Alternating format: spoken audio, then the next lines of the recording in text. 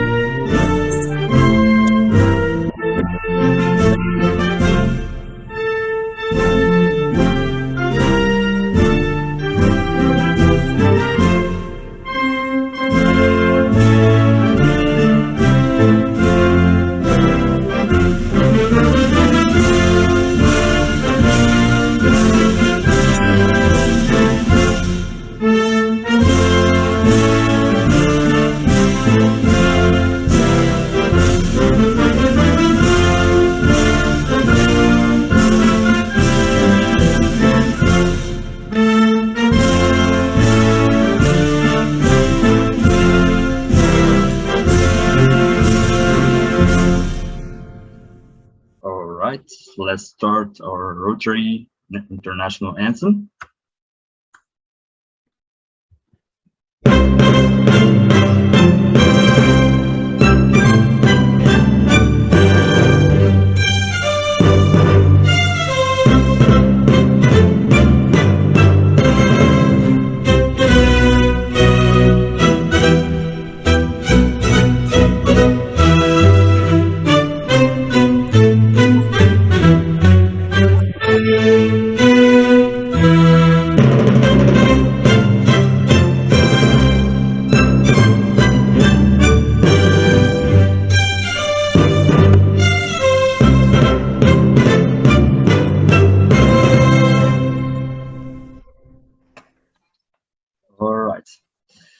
Hello everyone, we are going to start now.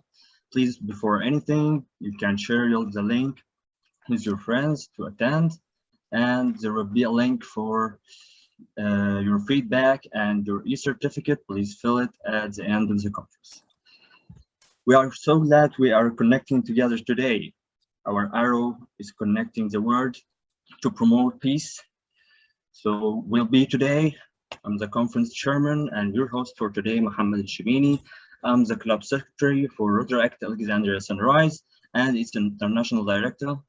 Actually, outside, I'm with Rotaract Mediterranean. I'm the Mid Awards collaborator and in strategic planning for Rotaract Africa. So we're gonna start our day by our great man, but before it, we're gonna show our rules for today. Please, everyone, I want you to rename your name with the club as we can know you. Just like me, I can say my name, Mohammed Shibini, and / our club. Second one, the conference will be recorded for our documentation process for after it. And the third place that please, everyone, keep your microphone muted for the presentations to not be interrupted for anything. And the last thing, at any time you want to say something, you can type it in the chat. And when we make a question and answer time, you can raise your hand and you can say your question. So we're gonna start by our opening speech. Actually, with our godfather for Rotaract, we know him like that. And for your notes, he was our Rotaract DRR by 1985. And become our Rotarian district governor by 2019-2020. Please all welcome my floor now, Dr. Sharif Wali. Thank you. Thank you. Thank you, dear Mohammed Shibidi, for this lovely conference, and I would like to thank Sunrise for this beautiful event. whether it's Rotaract or Rotary, because Rotaract and Rotary are very much related now. And a successful club like Rotary Club of Sunrise will definitely branch with a successful Rotaract club like your club. Today is the 21st of September, and it means a lot for those who are working in peace building. It's the day that the United Nations named as the International Day of World Peace. This is really very impressive that we have a day for peace. Actually, we always pray that this day will be only the day for peace, because sometimes the full year is full of violence, full of brutality, full of killing. So we beg people to stay out of these acts of against peace in one day, which is the 21st of September. In Rotary, the Rotary Foundation has been applying this and has been relating very much to the Peace Day. TRF and Rotary are very much going towards goodwill, towards better understanding, towards peace making. So we are very much related to what is the United Nations is nominating as the 21st of September. But we in Rotary are working hard to make it all the time, not only in this day. I think everybody knows that we have 7 peace centers worldwide, from Sweden to Tokyo, from United States to Uganda.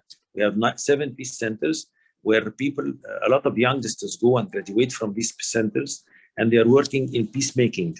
They're working in development. They're working in advancement of peace. That's why we think it's very important for all of us to understand that peace is not one of the 7 areas of focus. No, peace is all the 7 areas of focus. When you are developing environment, you're creating peace. When you're educating children and eliminating their minds, you are creating peace. When you are alleviating poverty, you are creating peace. When you're building houses and you're putting water pipes to the houses and making sewage systems to villages, you are creating peace. When you are helping people to a better health, you are creating peace. When you are resisting violence and women discrimination, you are creating peace. So this is why we should be understanding that peace is not as the 7th area of focus. It is all the 6 areas. In 2002, the peace centers began, and now we find 1,500 peace graduates, peace alumni. The alumni fellows from peace are amounting to 1,500. They are not working only as diplomats. They're not working as politicians. No, we have some of them working in media and art, because media and art are creating peace. Some of them are working in law and enforcement, and this is creating peace. Some of them are working in multinational organizations and working in government agencies and the research centers. All these lovely alumni, fellows of the peace centers, are creating peace everywhere. It is our role to support peace. It is our role to advance peace. It is our role to build peace. It is our role to transfer this peace and the idea of peace to the next generation, your generation. We want you to be a generation of peace building. All my best to every one of you, and have a successful conference. Thank you. Thank you so much, Dr. Sharif. We are always honored to have you on our events. Thank you. All right. Before we start with our first speaker, we are going to show you a video about peace and why we are always promote peace in our Rotary organization.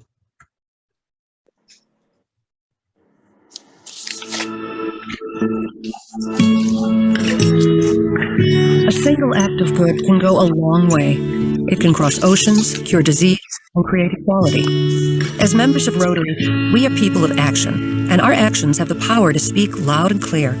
We choose to see what's possible for our world and take action to shape it into all the good it could become. Through our commitment to peace and justice around the world, we've seen its boundless potential firsthand. We see it every week across the globe as more than 35,000 Rotary clubs bring together women and men with leadership skills and diverse perspectives to unite communities around a common purpose.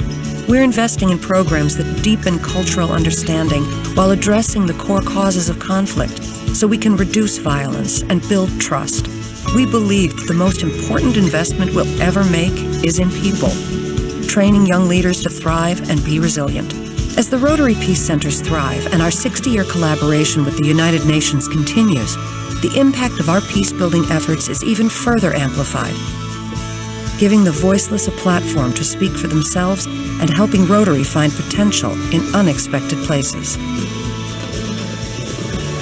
Today we invite you to see what's possible, because when we gain new perspectives, we have the power to change the world. Learn how you can support the cause that means the most to you.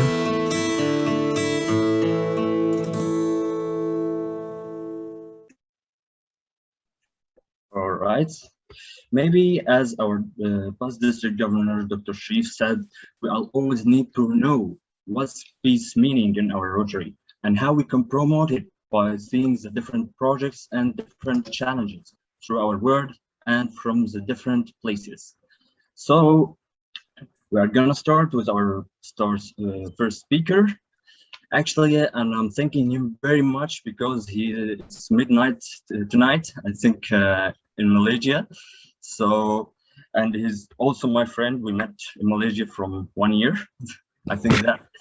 So please all welcome the DRR elect for District 33000 Malaysia Trans. The floor is yours. And preface.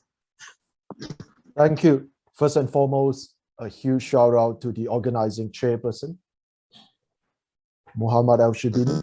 Of course, we have met in person as well. It has been a great time right before the pandemic. And of course, to PDG, Dr. Sharif Wali from District 2451. It's a very concise and eloquent message. I love that PDG mentioned that peace is not one area of focus, but it encompasses all areas of our focus. I think that's very well said. To fellow MDIOs, chairpersons, PDRRs, DRRs, and to our fellow brothers and sisters of the Rotary family. So let me kickstart this with sharing my slide over here. Okay, if you can see my slide and my audio is loud and clear for you, comment 1. Comment 1 in the chat box if you can hear me clearly. If you can see the slides on the screen, comment 1. All good? All right. Thank you. Thank you. Christian, Kareem, nice to meet you. Omar, Mohammed. It's always a pleasure to meet new people across the region. Alia Lama, welcome. Nice to meet you. Yeah. And yes, it's like exactly midnight right here in Malaysia.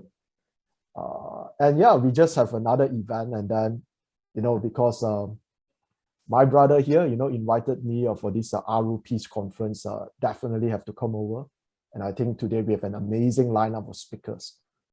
So let me first start off with our topic for today. My topic will be on peace building in Southeast Asia, on how we build a home of harmony. And I think the message by PDG has actually helped to frame what I'm going to share a lot. And I think that's very helpful. Personally, I'm Hugo Tan. I'm from District 3300, Malaysia. Profession-wise, I'm a trainer, and I've been fully involved in the region of Southeast Asia in various initiatives, whether in professional development or whether in community service. So let's start off with a pop quiz. I'm really curious to know, because we are friends from all around the world, what do you think is the one roadblock to peace today Let me know in the chat box. In your opinion, what is the one roadblock to peace today? Ficheira. Tá, aqui, não sei isso. Então eu refiro, Ahmed, differences. Então eu refiro a chamar. Rather Karim, miscommunication. Wonderful, wonderful. So the sharing for today is, we would like to talk a bit about what the youth in the region of Southeast Asia. When we are talking about Southeast Asia, we are talking about Malaysia, Singapore, Indonesia, Thailand, Philippines, Myanmar, Cambodia, Laos, Vietnam. These are the countries that are part of Southeast Asia. And as we go forward in this presentation, I will share a bit why is it that I'm very passionate about Southeast Asia, and why do I feel regional cooperation is actually something that we can start off with. So let us start off with the first thing, right, which is building one community. There will be a three-part to my presentation today. I would like to start off with community efforts. And recently, I'm able to catch up with MDIO chair Jad over here, brother Jad over here, and of course, our organizing chairperson in the Road to Peace conference, right, where the project Beirut Stay Strong and other initiatives are being highlighted. And in this peace conference, which is on September 11, we have guests from Japan, an atomic bomb survivor. We have guests from the Middle East. We have guests from Indonesia. We have guests from Philippines, highlighting on various issues globally. And I feel that a lot of global issues, many of us are well aware of, but what are the groundworks that we can start with our youth, right? So these are some of the, from various academies and ASEAN as well. People come together, right? And I think it's a very enlightening 5-hour session that we have. Yes, it was great to have you as well. Not the best picture. I hope I have a better picture. I did, in fact, because I have the recording. Yeah, we'll get you a nice one. Yeah, so I think it's definitely a long road because of what everyone has mentioned, right? Because of differences and lack of communication. And differences and miscommunication being stretched for a very, very long time, over decades and centuries, can lead to very unfortunate incidents around the world. And I think that is the role in terms of peace building that we can work with. I'm sure most of you are also aware of what are negative peace building, positive peace building. And this is the kind of focus that we started off, right, at the ground level, right from when they are young and at the communities that are closest to us. So, of course, this is one of the heated topics during the conference, which is on Myanmar. Some of you over here might be aware of what is happening over there. After the election, the military took over the democratic government. And, well, I remember there's a very nice quote that says that injustice anyway is a threat to justice everywhere. And it felt a bit more strongly this time because we have built a Southeast Asian community.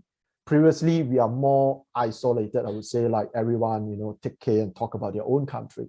But when we are in a community and we see our brothers and sisters that we know in person suffering, has to run away from their homes, have to relocate. Some of them, we have a club over there that are filled with doctors and people in the medical industry. They are basically boycotting. Right now we are in a pandemic and they are the frontliners and they are boycotting. I think the consequences to not doing peace building is unthinkable. And that's the reason why this conference and many initiatives are important. We need more peace building literacy, if that's a thing. We need to be more aware. And more importantly, at the same time, I can feel that our friends over there, because they are people that we know personally, we are part of the regional committee, we have been talking, we have been chatting, we have been spending many nights and days together, right, online and offline. When it affects people close to us, and then we realize that, yes, they are hoping for more regional and global voices to voice out for them, right? And there are many disasters around the region, whether it is a volcano eruption, whether it's a tsunami. And we always look forward to feature talents, for example, this is by Artistric, one of our members studying law. And she has been drawing beautiful oil paintings that we market, as in return, the profit goes to victims of the typhoon, in this case, particularly. And it starts small, right? Because people needs to know that peace building is possible. Many times when we look at what we are trying to accomplish, it seems so big and so far. And young people around the region are asking that, you know what, I've been signing petitions, I've been attending webinars, but so what?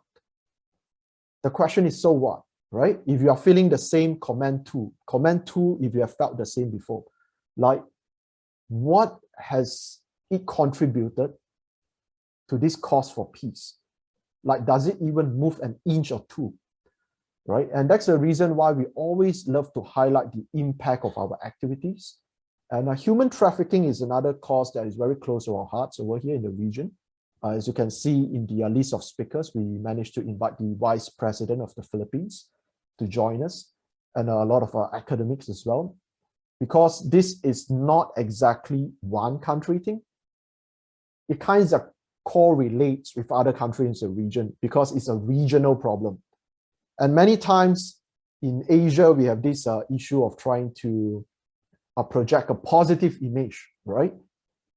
But we cannot sweep things under the carpet and pretend that it doesn't happen.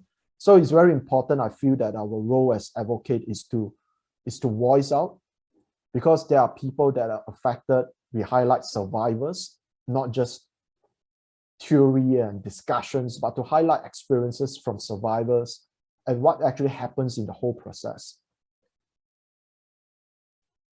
Homeless is also another issue that greatly affected the region. I'm not pinpointing any countries in particular. Of course, every big cities would like to pretend it doesn't have a homeless population, but it does. So one of the recruitment efforts that we did, in fact, is something like an orientation for our new members, is we always bring them to the dark alleys and the sewerage in our major cities, because we want to let them know the reason why today we are a Rotaractor is because we want to serve to change lives. We are not here just to take a photo and go back home. We are here to serve to change lives. We want to let people feel that they have actually done it. A lot of people will be saying that, Hugo, but a lot of people has been feeding the homeless. What makes you what you do different? The thing is that people has been giving a lot of food, especially during festive seasons. We have a lot of festivities around the Asian region. And every time when there's a festive season, people suddenly become super generous, right? And they donate a lot of food, but the food went to waste because the food is perishable goods. It can't keep for over a day or two. And there it goes. But when we really connect with the people, when I say connect, meaning we sit down to them, we understand, are they looking for a job? We try to get them jobs. We get them mosquito repellents because you are sleeping by the streets. And the ladies do not have lady napkins. They have food, but they usually do not have water. Like, you give them the small, tiny water bottles. It ran out in the middle of the night and they are thirsty. Where do they go and get water? So a lot of these facilities are not in place. And in certain countries, the city councils would want to actually move all the homeless away from the city center so that it looks better for tourists.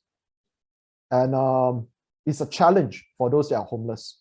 Once in a while, they are being caught and brought to a police station far, far away from the place that they sleep, for testing, for drugs abuse and stuff like that. And after that, when they're tested negative, they just leave them there and have them walk back all the way. So we are thinking about sustainable solutions for the homeless, from soup kitchens, from getting them jobs, and literally slowly seeing a change in their lives. And we want people to see these are the images behind great cities, that wealth is not shared by everyone. How great a city could be if you have 5 to 6 years old, they're living in tent beside the sewage, that when it's flood, whatever that they have will be destroyed. Of course, we also are very concerned about the issues of refugees. A lot of youth here work on that as well. Another issue over here is that there are countries that would like to pretend that refugees do not exist. And they came into the country and they are not allowed to work. Any employer that hire a refugee would be fined and penalized. So do you think an employer would like to take the risks? Probably not. Now, here comes the challenge. Refugees comes not just with themselves, but oftentimes with their families. And definitely there is something going on in the immigration process that allows refugees to come in. And you know, we have a contribution to zakat, but the zakat can only be used for locals, not for refugees. And refugees are not being recognized, despite some of them holding United Nations cards. And this is also a concern that we hope people can see, because from far away, people can assume that, you know, there are facilities, there are volunteers, they should be taken care of, but not true. And this is, I would like not to name names, but this is one of the safe house that we have. We have hosted over 200 children, only children, refugees. Over here, they will be receiving education from science, languages, and religion as well. They need to be given a lot of vitamins and decent nutrition, because do remember, in many countries, if you are not a local, if you get sick and you are being hospitalized, the medical bill will be many, many times the locals. This is what we want our members and our volunteers to understand, that whatever they are doing is important. It's not just some pictures I put on slides. And of course, a lot of pictures I cannot put on slides. I want them to understand that if we don't step up, the people in our communities are badly affected. And it's a chain reaction. Today, you can pretend there is no homeless, there is no refugees. Definitely, there's nothing over there, you know. You can pretend that, but what is the chain reaction to pretending or ignoring or neglecting the people in our communities? A lot of times people will be asking, like, you know, you need to be kind to your neighbor or to your communities. But people are asking, like, practically, like, some people would be saying, like, what is the benefit of doing so? I'm so busy with my work, with my school. Now, here's the thing, right? Believe it or not, if we take care of our neighbors as ourselves, the chain reaction would only be positive.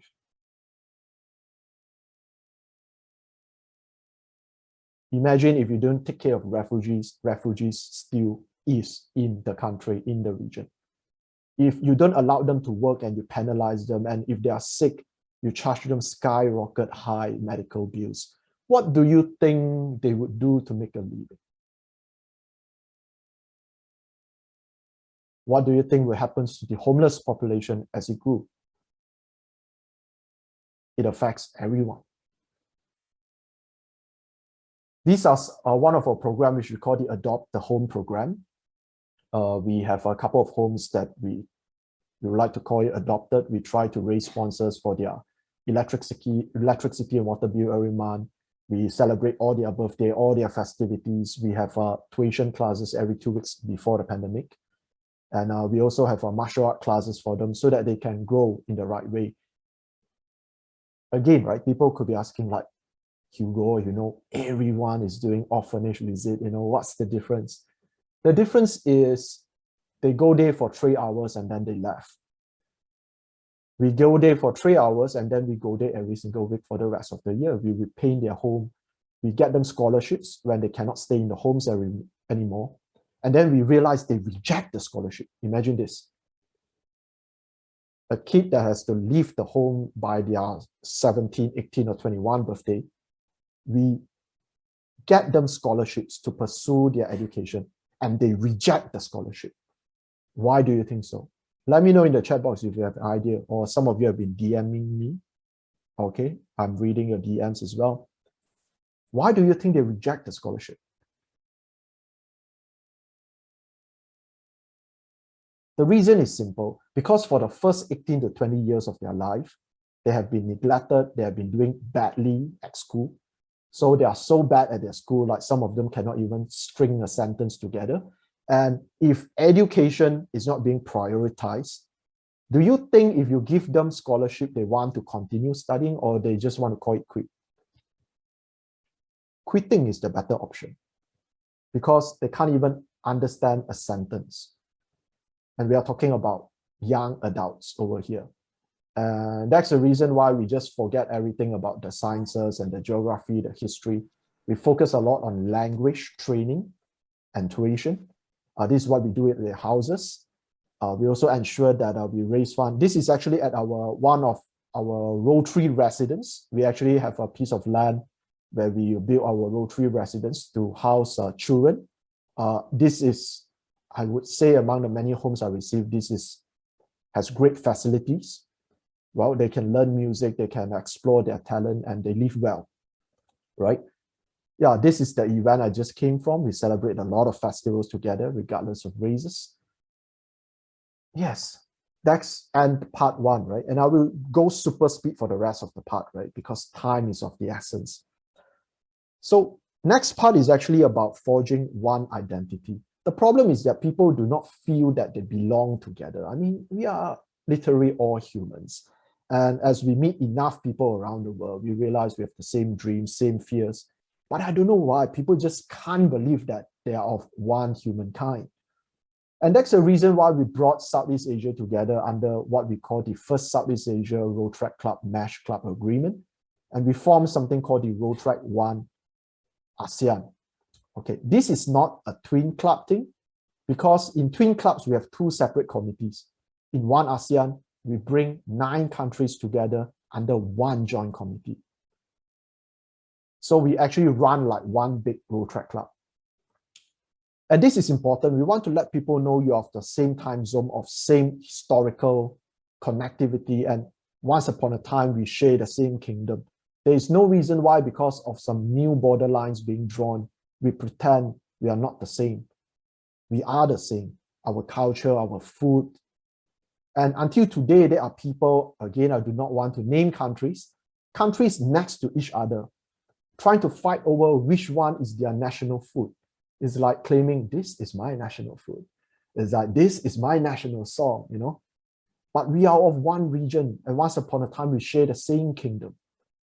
And people are fighting over ridiculously minor stuff, right?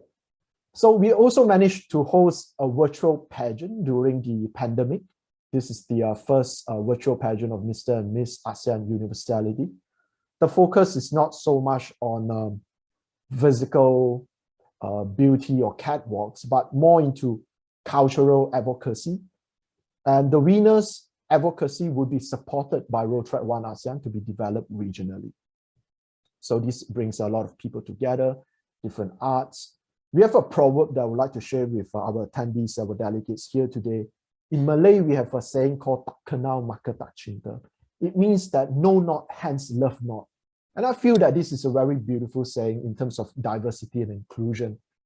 Because many times, like what our brothers have mentioned at the beginning of the conference, we mentioned about, Karim mentioned about miscommunication, PDG also mentioned about lack of communication. And differences, Brother Ahmed has mentioned, is many times because we don't know each other. If I were to ask people in my country, how many other friends you have in neighboring countries, not many would raise their hands. Now, if you look at the same country, how many friends or people that you have worked with or know in person, that you have a dinner with, that you have traveled together, just on the next, a different race, of a different state, and many of them, again, would not raise their hand. Why? Why have we come to this? The only reason why we have miscommunication and differences is that from far, we assume that we don't know each other, that we are different. We always stick to our small circle of 5, 6, 10 friends.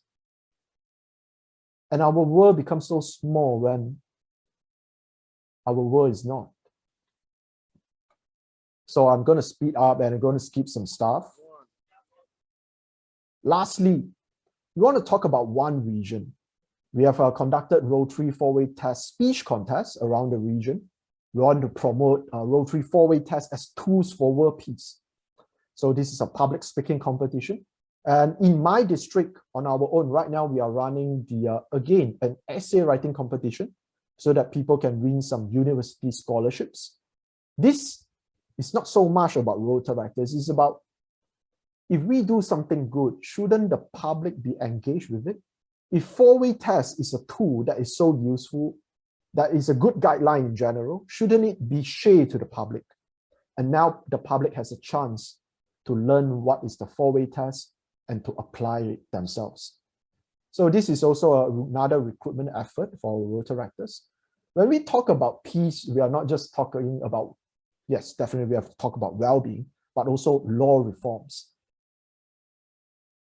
In 3 countries in Southeast Asia, trying to commit suicide is a crime. For example, there's a disabled person in Malaysia that tried to commit suicide, and they ended up being jailed for 6 months together with fines. So this is a work that we have been working together in our district action group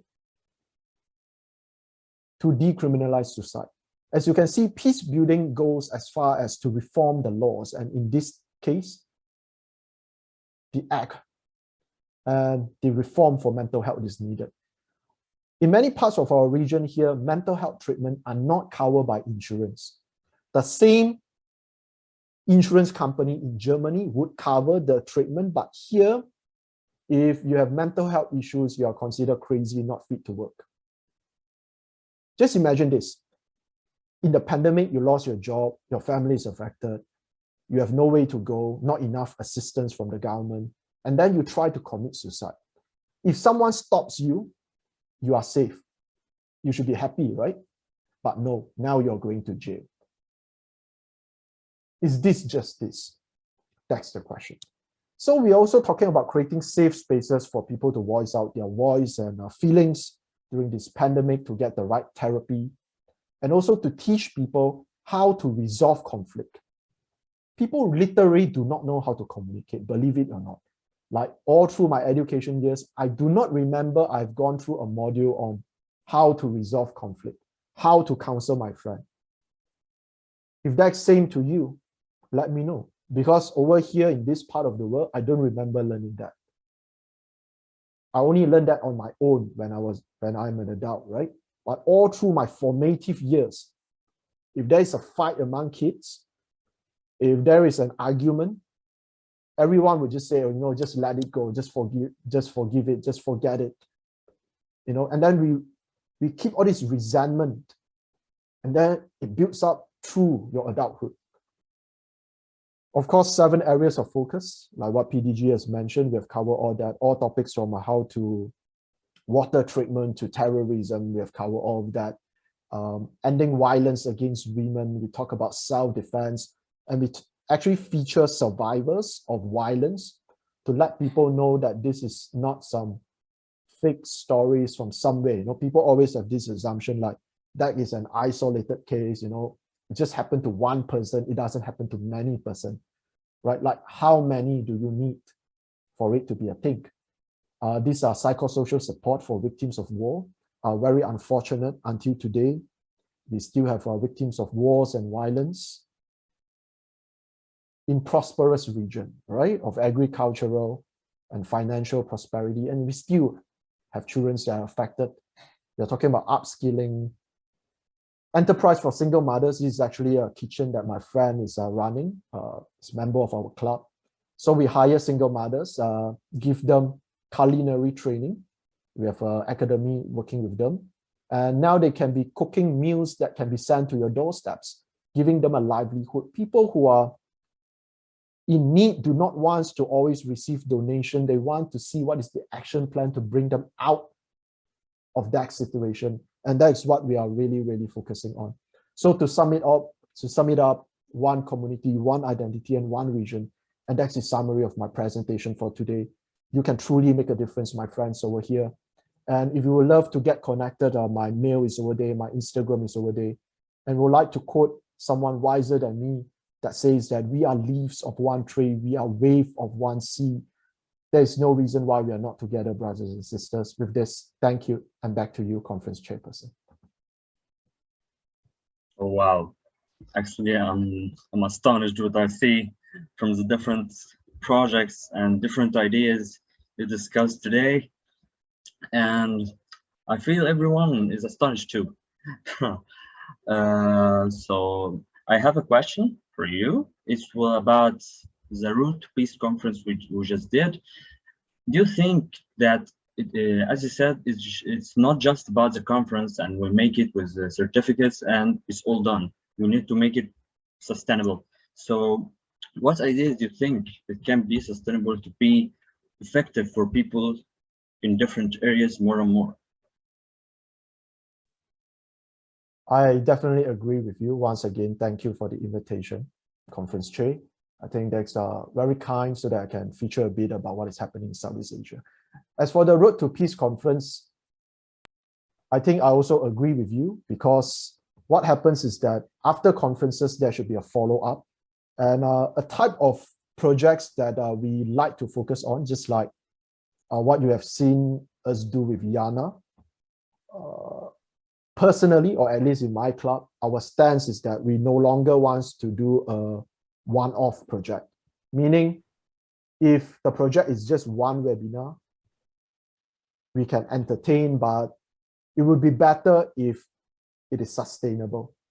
Similar to Yana, it's just a project, and from project today, it becomes a registered organization for mental health. That is the direction we want to go. We don't want to do a one-day project. We don't want to do a one-month project. We want to do a lifetime project. So just now I was talking to another country director of mine in Yana, in mental health, and we are talking about collaborations with other organizations in the country. We are thinking about press conferences. We are talking about merchandising. We are talking about how we can effectively raise funds. Similarly to peace conferences, I believe that in every peace conference, maybe we can think of 2 to 3 actionable items, and then we can break into groups, different working committees, and then work into it. So this whole thing can be branded as is, right now this is an AARU peace conference. What if this is an AARU, peace project for a whole year, for a 12 months period? Every month we come together, we have a meeting on what are the progress and milestones that we have achieved, in peace building. And at the end of the 12 months, we come together and compile an impact report about how lives have actually been changed because of the AARU conference. What ideas, what actionable items we can take from here? Yeah. So yes, back to you. Yeah, actually, I say it's a very good idea, and I think we will work about it in the future. And as you see, AARU is not a normal name. In the ancient Egyptians, its name means peaceful. And I'm really thank you for what you said. And back to you in this.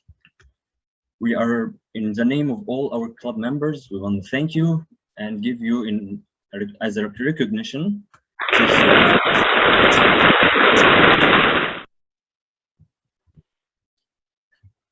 Thank you to your Rotaract Club of Alexandria Sunrise and to the organizing committee. Thank you for the invitation. All right. Okay, we're gonna start now with our second speakers, and they are the special speakers for me. Actually, because when I joined the MED, one was the vice president and one was the CR for France, Juliette. So let's all welcome our floor now, Jad, our president of Rotaract Mediterranean MDIO, and Juliette, the MPF collaborator at the MED. Welcome. Hi. Hello, everyone. Okay. Okay, Juliette is here. Perfect. So Juliette, please share your screen. Thank you, everyone. Actually, I'm glad that I met Hugo again. Great presentation, Hugo. Hugo and the team and all the Rotaract and clubs and districts in Southeast Asia are doing a great job. I had the opportunity to meet them in 2 occasions actually, and hopefully Hugo one day will meet in person. Now we will tell you, Juliette and I, about the Rotaract Mediterranean MDIO Peace Mission. First, I will start by introducing myself. I'm Jad Salami. I'm a Rotaractor from Lebanon since 8 years now. I'm from Rotaract Club of Sayh al-Matan. Here, I take the opportunity to say hi to everyone that joined from Rotaract Club of Sayh al-Matan. I know they are here. Then I discovered the international aspect of Rotaract through the Medicon 2016 that was held in Lebanon. So I discovered that Rotaract is not only restricted to one country, to your club, doing projects, and that's it, but Rotaract and Rotary is way beyond that. So after this experience, I tried my best to search for opportunities in an international level. And I took my opportunity in Rotaract Mediterranean MDIO as a treasurer, being part of this MDIO, and then last year as a vice president, and this year I'm proud to lead this organization. And also I'm glad that Egypt, as you know, is part of our MDIO. So I invite everyone here to always follow our pages first and look for international opportunities, starting by Rotaract Mediterranean MDIO opportunities. They are a lot. Juliette will tell you about also her role. And also now, since you joined, I think, the MDIO of Africa, so you have now both and 2 MDIOs and double opportunities. So go for it, guys. I advise you this. So Juliette, I will leave the stage for you. So hi, I'm Juliette. I'm a Rotaractor from France. I started actually at the international level as I was a Rotary Youth Exchange student. I was sent away to Australia for my biggest pleasure and came back and discovered Rotaract. Easily enough, found my way back to the international level thanks to our past president, Astrid, who is a really close friend back in France. And I've been CR for France, and this year I'm working as an MPF collaborator for Rotaract Mediterranean. So yeah, and today we're going to tell you a bit about our peace mission and what we do at the Rotaract Mediterranean level for peace and in order to build more peace every time. All right. Jad, back to you for the beginning. Okay, so now moving to our peace mission.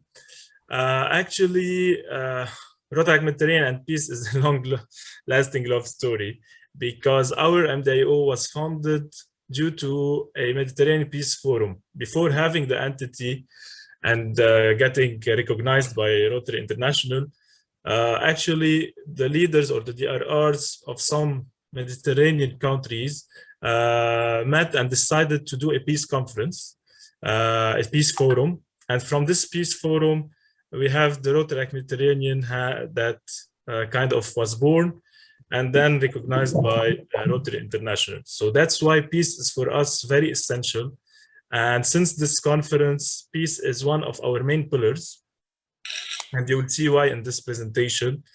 And as MDIO, like other MDIOs, but we focus more on cultural exchanges, getting our clubs around the Mediterranean together.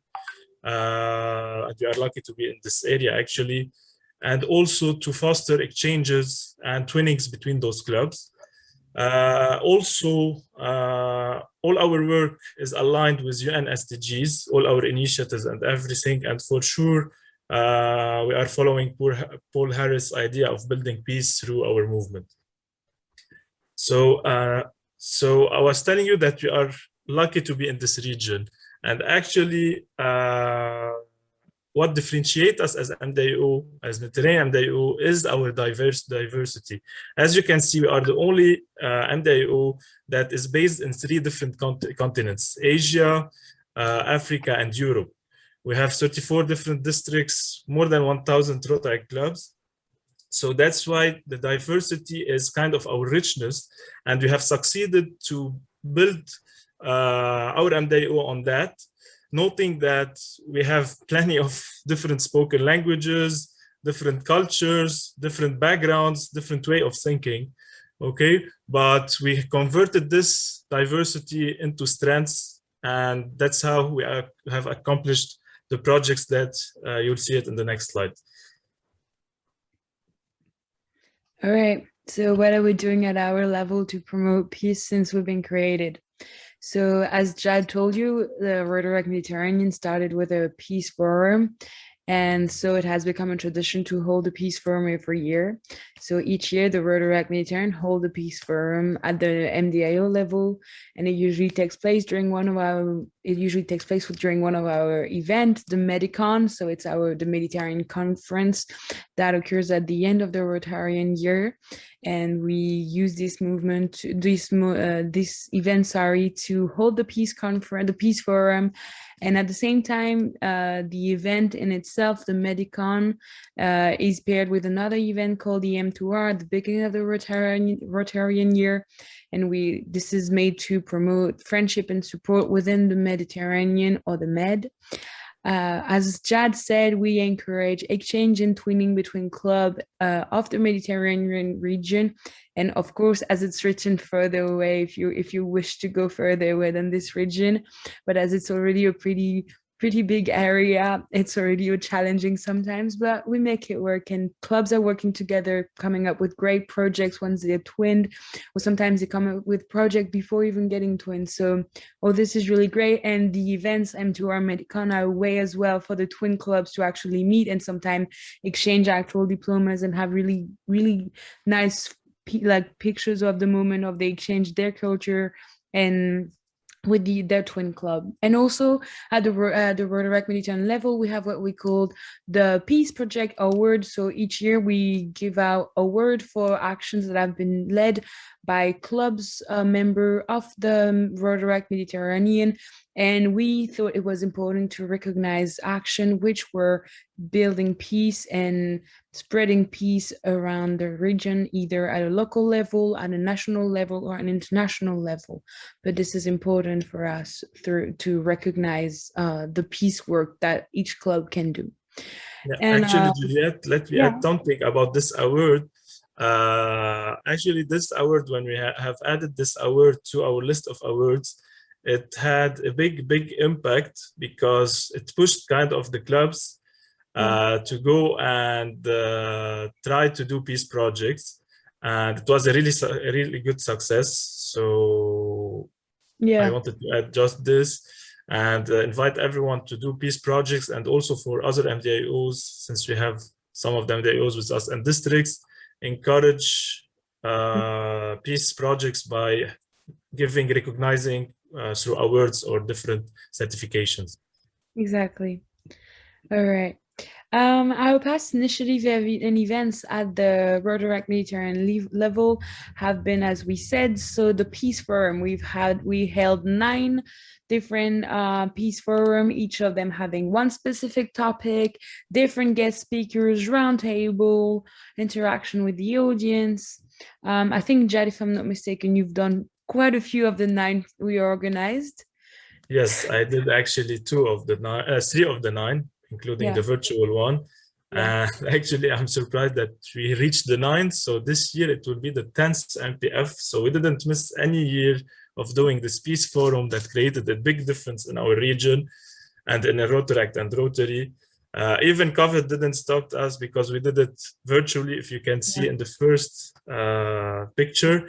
And also, and this edition was special because we partner up with UNESCO, one of our biggest partnerships. And in all our peace forums, we partner with a lot of good institutions, local or global. Me personally, the last MPF I attended was in Cyprus. The last 2 pictures, you can see it. It was a partnership with the business school, Cyprus Business School, actually. And we had very good topics. And also at the end, we have a peace workshop. As you can see, people gathering around tables. and we have challenged those teams to do peace projects, come up with ideas and implement them this year. We'll tell you more about it at the end. So yeah, if you didn't attend any Mediterranean Peace Forum, it's Morocco will be the next one. We'll talk about it. Yep. All right. Next slide is actually back to you, Jad, for the development of the. Actually, because we were known about our peace mission, last year we had the opportunity to partner up with Rotary ICCs, okay, inter-country committees that are part of the Rotary, and they are kind of doing a great actually mission, peace mission, and they are kind of responsible of the peace mission within Rotary, and also have a similar mission as ours to bring the clubs and the countries together. And we had a big conference or a Mediterranean Peace Initiative, as we called it, where we were honored by the presence of the past president, Holger, the incoming president, RI President Jennifer, and the Rotary International Peace Programs Manager, Fergal McCarthy. Actually, me personally, I was surprised that we have a special peace programs within Rotary. And I invite you all to go to the Rotary International website and see how much of good resources, trainings, and also initiatives in the website. Go to the peace programs and you'll find plenty of good courses. Even there is a scholarship to go and learn as master's degree in peace and other related fields. Scholarships given by Rotary International. So if anyone is interested, go and visit Rotary International website. Yeah. Okay, and not only this, but also we challenge the clubs, and we do our kind of own initiative and partnerships. We challenge the clubs to do peace projects, to communicate, to gather, to break the stereotype, break the barrier, as Hugo said before. Actually, we reached a better level than you, Hugo, in the Mediterranean, because our clubs are very vibrant. They are doing great collaborations. And actually, the Mediterranean, we have the Mediterranean spirit. Mediterraneans like to connect, like to travel, like to travel and discover other cultures. So that's also helping us a lot in our mission. A great partnership lately with ERIC or Europe and AARU, we partner up with Free Intelligent Conversation. We adopted their initiative to kind of invite Rotaractors to meet strangers, open deep conversations with them. And during COVID, it helped us a lot to also break the ice in the virtual conferences, virtual meetings, shifting free intelligent conversation to virtual free ICs. And also last year, since we have Rotaract Club of Sahel Matan, they had a great project with another club, Rotaract Alexandria, also from Lebanon, and we couldn't not to support this project because it was completely supporting our mission and spreading the 17 SDGs and pushing the clubs into doing sustainable development projects and initiatives. Yep. Okay, so Juliette, can you tell us also how we helped in the crisis in the Med last year? So last year, the Med had been through a few crises. You guys have heard about what happened in Croatia, in Beirut. So of course, as there are two places that we hold within the borders, our MDIUs, we decided to actually hold fundraiser to help as much as we could. So in Croatia and for Beirut, we did some fundraising and helped rebuild places, shops, or buildings that had been broken down. And I think we can say that both of the campaigns were pretty successful. Well, I'm sure Jad, who is in Lebanon, can tell us a lot about Beirut Stay Strong, because this really is one of the biggest projects we held last year and came down to a really, really good aftermath. And everyone around the MDIU and even around the world supported that Beirut Stay Strong movement and donated what they could to help the people of Beirut. But I think, Jad, you can tell us way more because you are actually on the Lebanese ground. Completely right, Juliette. Actually, we were all impressed how, as Mediterranean countries and also as Rotaractors around the world came together, first for Beirut and then for Croatia. We directly after the blast, myself and everyone in Lebanon received tons of messages how we can support and also checking on us, on our families. And directly we had the idea and with the district 2452, and here I say hi to all the leaders. I can see they are here in the chat, that we should provide a platform for all the international Rotaractors to help. And that's how the idea came. And by just kind of organizing things, we saw the donations, the support coming from the Mediterranean, from the district, since we are part of the district with 9 counties, and also from around the world. We gathered 30,000 euros. That's a big example how Rotaract is a big family, and how as Rotaractors and Rotarians, we don't we break the barriers, okay? We go out of our countries and kind of the world is our country, and we support each other and come together all together. And also on the aspect, personal aspect and also emotional aspect, the support that we received, and sure for Croatia it's the same, from Rotaractors from around the world, helped us to cope with the situation emotionally and psychologically, because it was a very big blast, a complete disaster.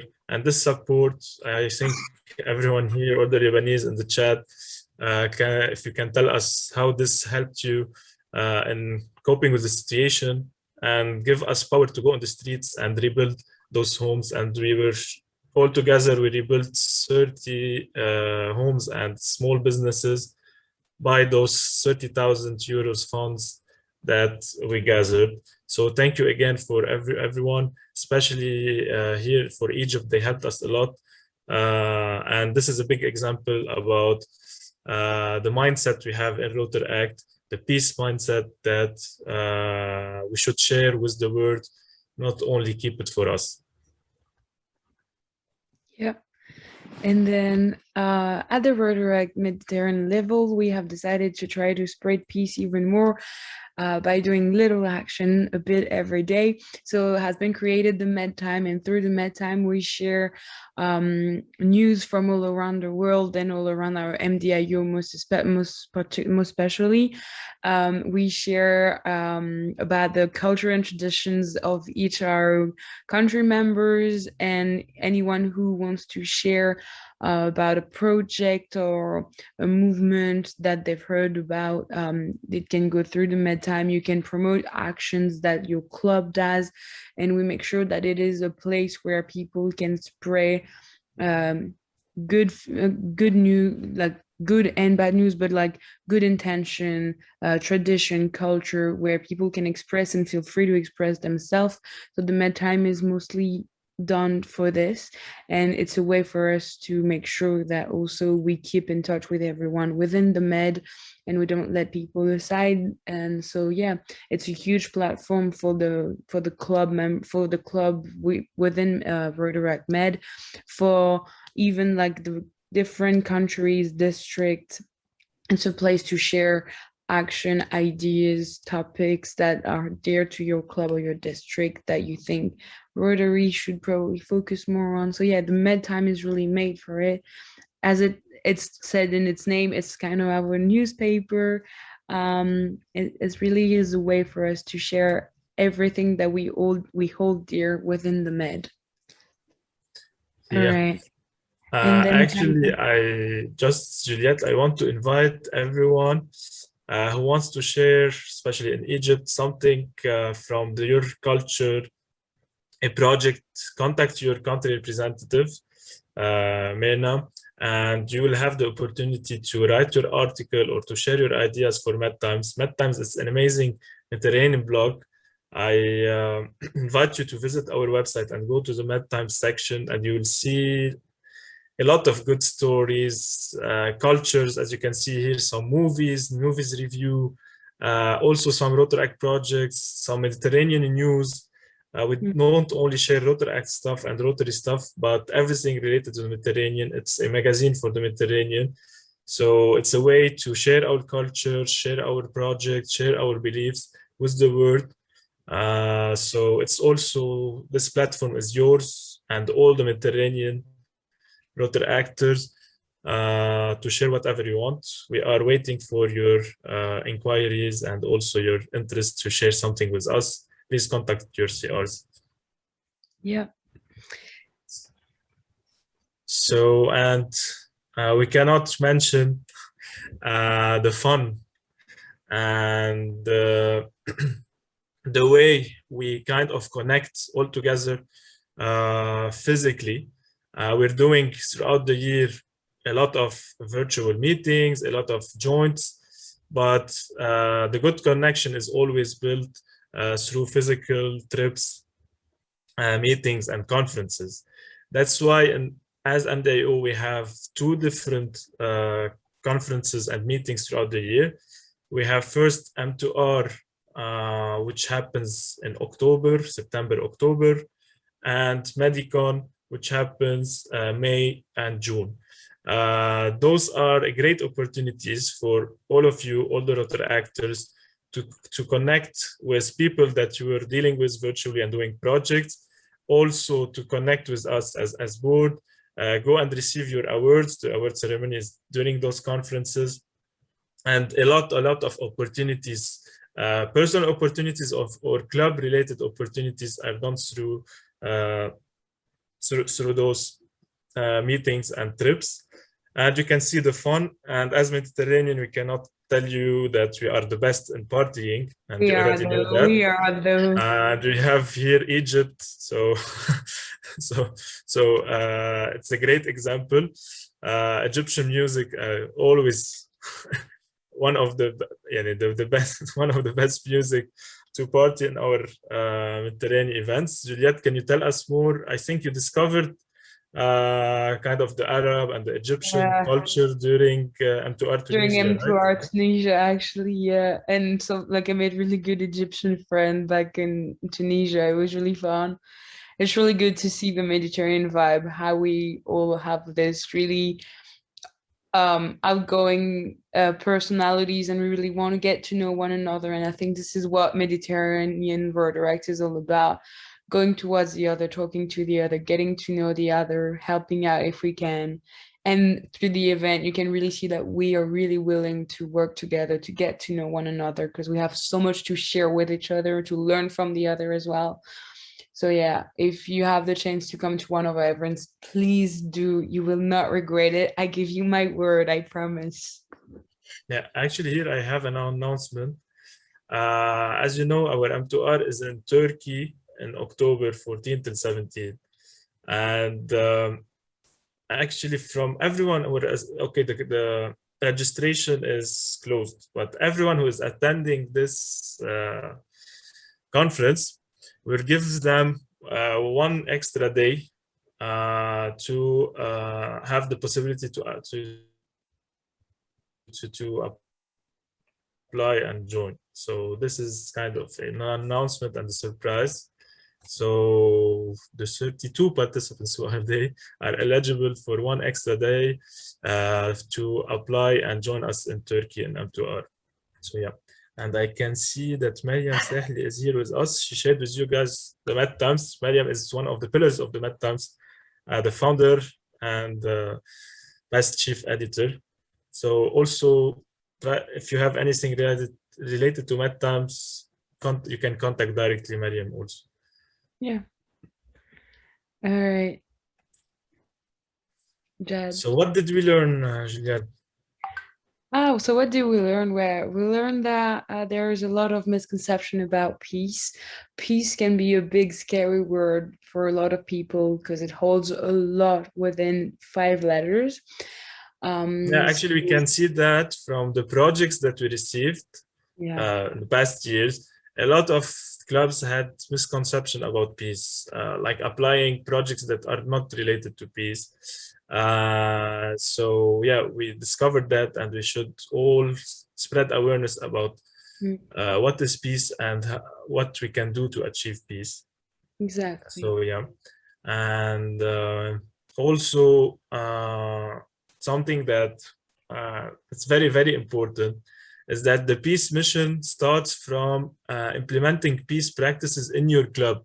Okay, before thinking of doing peace projects and joints and everything, try to build the peace mindset in your club between the members, okay? Because by encouraging diversity and inclusion, which are the 2 big words now in Rotary, and it's part of the strategy for this year and in coming years.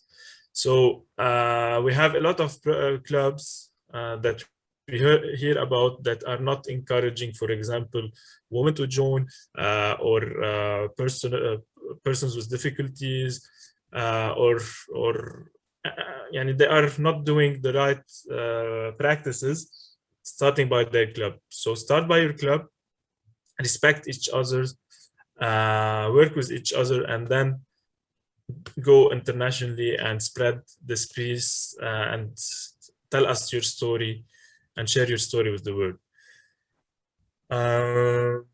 And Juliette, a question that I'm always asked, and I will ask you about it, is that everyone tell me in Rotary and Rotaract we cannot do politics, and how we can spread politics and promote peace without doing politics. Well, peace is not a political action. Peace has never been a political action. And it's a humanitarian action, and it has always been. And it's a humanitarian act to spread peace. You do not need to be doing any kind of politics to share, to spread peace and promote it. You just need to remember that peace is a humanitarian action before all, and it's just being a human being, then sharing peace. And peace is really a humanitarian action, and that is what Rotaract and Rotary are all about, humanitarian action. So peace is right into our strength. Exactly. So don't fear to do peace projects. You're not touching the red zone of Rotary or politics. And I can tell you a story that during the International Assembly, Rotary International Assembly, I kind of met or discovered an action group within Rotary that are kind of volunteering to be the moderators between South Korea and North Korea. Okay, so they are being part of the moderators team. I forgot the right name of the action group, but this example is to tell you that you can resolve conflicts, even political conflicts, without doing politics by being the moderators or the right examples. Okay, so, and by spreading the values that we kind of learn and develop within Rotary and Rotaract. And as you know, we are far, far, far away from peace in the world. But personally, I'm positive because our generation is doing lots of efforts, and we can feel it in the past few years. And this is actually our mission, to leave a world better than the one that we kind of received or inherited. So I believe a lot in the youth generation that we will achieve the world peace as we all dream of, and it's one of our ultimate goal, let's say. And as we discussed, and through the example I gave you, we can also do promote peace, and also, why not, resolve big conflicts or small conflicts.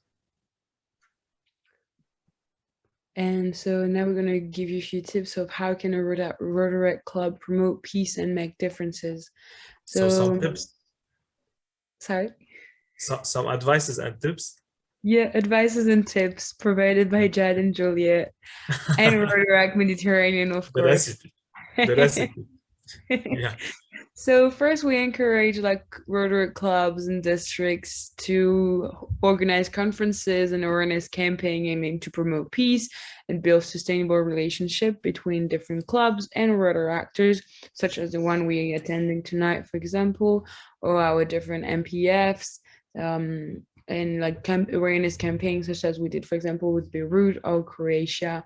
It can be done at any level, and it's not too technical to put in place. Another good advice is twin your club. Don't be scared to go overseas, like text a Rotaract from overseas and be like, hi, would you like guys to work together? Don't hesitate to go to other clubs, whether Actually, it is Juliette, yeah. Sorry to interrupt, but you have a great international experience with Rotaract, as far as I know, when you did the exchange. Yeah, I did an exchange. Yeah, with my exchange, it was well, we can see how great of an international network Rotary is and how it works at the international level. And you should trust our organization for that. I mean, the second word after Rotary, after all, is international. And this is not just here to be pretty. We are an international network, and it really works. And so you went from France to Australia. Exactly. And one of my Rotaract club in France twinned with a Tunisian club actually during M2R. So you know, it just takes a bit of conversation, and great thing can come like from twinning clubs, and great action can come along as well. So do not forget the international level. It can seem pretty far sometimes from the local, but it's not that difficult, and you get great outcome from it. And then finally, promote peace in your local communities by initiating action with support and bring awareness on different social causes. So women empowerment, gender equality, stereotyping, refugee, as we heard before, kids, homeless kids, or like orphans. So yeah, do not hesitate to hold action at your local level. Sometimes you don't even expect peace to be a pillar of the action, but the outcome is peace was actually in the center of the action all the way, and you just haven't seen it. So peace can be achieved at so many different levels, and here are some keys to peace: discussion, respect, goodwill, empathy, tolerance, understanding, and sustainability. Those are a few things to keep in mind to always have like peaceful relationship, peaceful actions to get to a peaceful outcome of the things. So there are many ways to promote peace, and these are like the three main that we have to share with you. Yeah, Jad. Actually, Juliette, I want to add something from point 3. It's very important to start by your local community. As I told you, club, then your local community, your street, and then go to work, because we saw a lot of clubs that they want themselves to achieve the word peace and create resolve problems and happening in, I don't know, in South America. Or taking big topics, and you want to check your local community, what is happening, because what's happening in Egypt, for example, is not happening in Lebanon, not happening in France.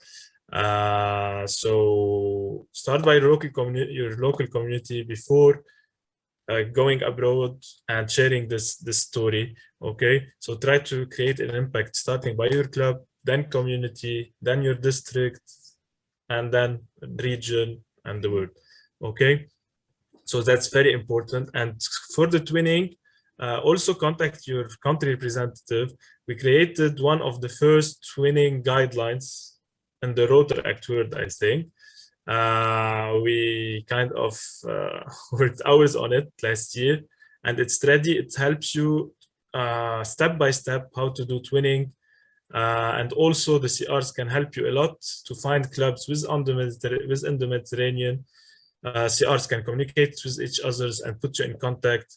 So just tell them I want to win with a club in France, and your CR is his or her If job. you want to win with a club in Wonderful. France, text me. My club is the best. Yeah, Juliette actually was a CR last year, and she worked on a successful twinning. Yeah, we did. All right. And then what is coming up at the Mediterranean level for us? Ooh, exciting. So the MPF of this year will be held at the Medicon in Morocco in May 2020. We'll have roundtables with great speaker on peace, and we'll have a specific topic, so come along to see it. And then really exciting this year, we're going to have a joint peace conference with Rotaract Europe. It's the first time we do it with them, but our partnership with... If Christian is still here, she is still here. Actually, it's the first time we announced it, and maybe she's surprised that we announced this in this conference. But yeah, something big is coming up. Some surprises are coming along. A great actually partnership that hopefully will lead to the big conference, and you are lucky because we are announcing it for the first time in this conference. So yeah. And then, of course, as every year, will be held the Mediterranean Peace Prize award ceremony as well in Morocco in May 2022. So it will be the recognition of the best peace project implemented by a Rotaract Club member of Rotaract Mediterranean. So this is always a really good thing to see, and it's a good way of sharing your project, showing your project to the other Rotaractors around the Med. So it's always really nice. And the MPF 2021 Project Competition Award ceremony as well in Morocco. It's a recognition of peace project which were actually initiated during the MPF in Cyprus. So after the MPF, they had workshop around the MPF, and they worked on project they could build. And so this is a competition to see from the people who were part of the different groups in the workshop, which project came out the best. And this will have... We have 4 projects, 4 teams, and projects on the making. So let's see which ones will be implemented. Exactly. So, yeah. And Juliette, you are preparing a peace talks here. Let me tell you something that me personally, I don't know what's preparing. Juliette and also Tugze are not telling me what's happening. So Juliette, share whatever you want to share. So we are working on some peace talks. A bit, not like a TED talk. We're working on having little podcasts about peace and having speakers coming along to different podcasts and tell us about their view on peace and how we build peace and what is exactly peace to them. So Tuche and I are working on that, and we'll keep you posted for how it's coming along and where you can listen to the podcast. But this is something to know, actually. Yeah, we're working on that really well right now. So these are things we really want to implement, and we think it's also a way to involve each and every one of us Rotaractor within the Med, because anyone can basically kind of be a guest speaker, because we all have our reviews and idea on peace. And so yeah, these are the peace talks we want to try to implement. Yeah. And Jad, I'll let you finish it So up. thank you, everyone. And actually big credits to Shibini and the Rotaract Club of Alexandria Sunrise for organizing this amazing conference and taking the step forward to do this. And for all those projects that you announced, also the opportunities and everything, the only way is to follow us. First, our website, then social media, Instagram, Facebook, LinkedIn, and YouTube, and Rotaract Mediterranean for sure on all the pages. And you can find us there. Follow us if you're not following us. And personally, I enjoyed actually to spend my night and my birthday night with you, because it happens to that also my birthday is on the World Peace Day. So that's why I was kind of, I think, selected to promote peace and I don't have a chance not to do that since I was born on the same day of World Peace Day. So I have maybe chosen or something. So that's why I'm spending my birthday with you, because I was selected and I have no choice not to do so. So thank you, everyone. If you have any question, I don't know in terms of timing if we have time, but we are ready to answer any of your question. And thank you for your wishes. And actually I launched today a kind of challenge on my birthday. I invite everyone. I will not invite you to parties or something. I will invite you to go to your Instagram stories and post an act of peace that you personally participated in or it inspired you and tag me, tag Rotaract Mediterranean, and also if you want my Rotaract Club in Lebanon, Rotaract Sahel Matan, with the hashtag World Peace Day. That's another challenge. So yeah, Shibini, I don't know what to say about this. I'm really thank you so much for your great and amazing presentation and your great offer for the conference. I really wish to be in Turkey with you, but I think I wish I will make it in Morocco. And everyone, to see all of this, I think I shared with you the link of Rotaract Mediterranean site. You can see it, you can see everything, those topics and the M2R packages. And I don't know. It's I think when I told Mr. John Wigo, the General Secretary for Rotary International, about our conference, he was astonished and tell me about Rotaract Mediterranean. Wow, it's really great to have them. Of course, he got an emergency meeting and he couldn't be with us today, but he always wish us good luck in our conference. Thank you all. I was really honored to be with two great leaders, Joliet and Jad. And in this recognition, we present you your peace certificate, and it will be sent to you. Congratulations. Thank you, Shibini, and hopefully we will meet the Rotaractors in Egypt very, very, very soon. M2R or Medicon, or why not visit Egypt? Oh, outside of on the list. events. Juliette is going to Egypt. Yeah, I'm going to Egypt soon enough, hopefully. She's not inviting me. You will come, just tell me, and I will prepare the program. Of course, I will. So take good care of Juliette. Bye. Bye. All right, we are gonna start with a special speaker with us today. That is a new MDIO and past DRR for a district that I think he is one of the great leaders I saw in Africa. And I'm always honored to have him and to talk to him because of his knowledge and because of great work. Please welcome all the President of Rotaract Africa MDIO, Kennedy Gaia. Kennedy, the floor is yours.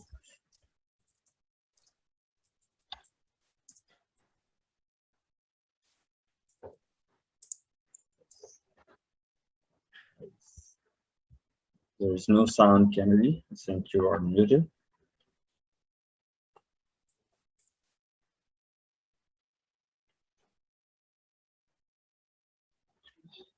Can I check the sound, Kennedy? I think we didn't hear anything.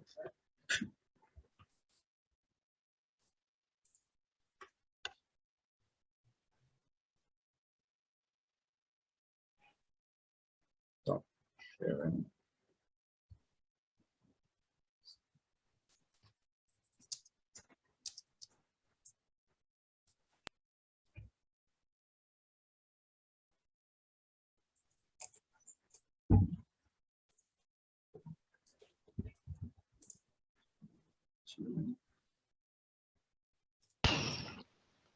Mohammed, confirm if it's now okay. That's great. Yeah, I hear okay. Let me switch to this. I wanted to say that my apologies again for the lighting. I got the timing all wrong, and but I've quickly managed to get a place where I can just stop by for a few minutes and just join on these. I didn't want to miss the amazing presentation that came in before, and I'm super happy to join you guys this evening. I like starting my presentation or ending my presentations with a song. And since I have another important video I want to play at the end of my presentation, I ask that I start by playing this song first, so that we just get into the message. It's a song that I really love, and I hope that it also makes you feel good.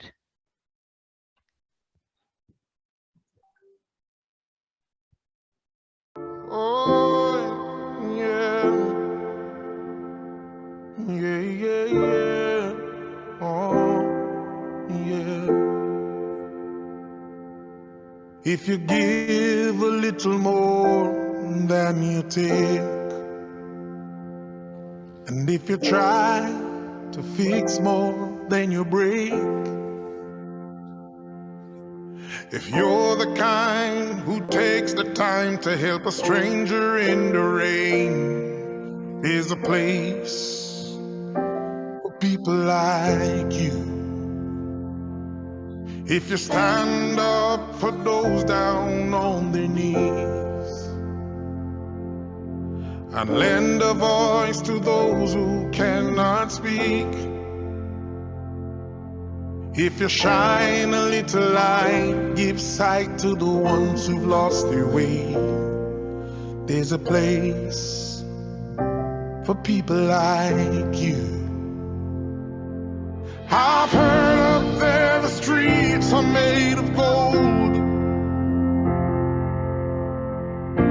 and when you get there, there's a hand to hold. I believe when your days down here are through, there's a place up there for people like you. If you walk around with your heart on your sleeve, and if you're trying to be the change you want to see, if you lay down your life for love so someone could be saved, there's a place for people like you. I've heard up there the streets are made of gold, and when you get there, there's a hand to hold.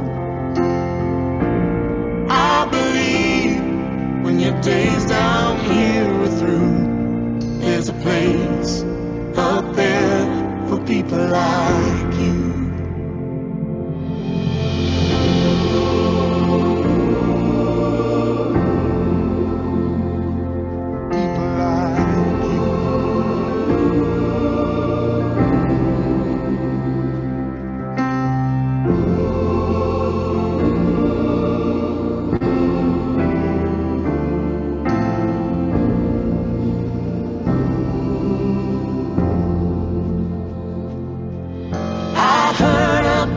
Streets are made of gold, and when you get there, there's a hand to hold. I believe when your days down here are through, yeah, there's a place up there for people like you. I know you're out there, so keep doing what you do, 'cause there's a place up there for people like you.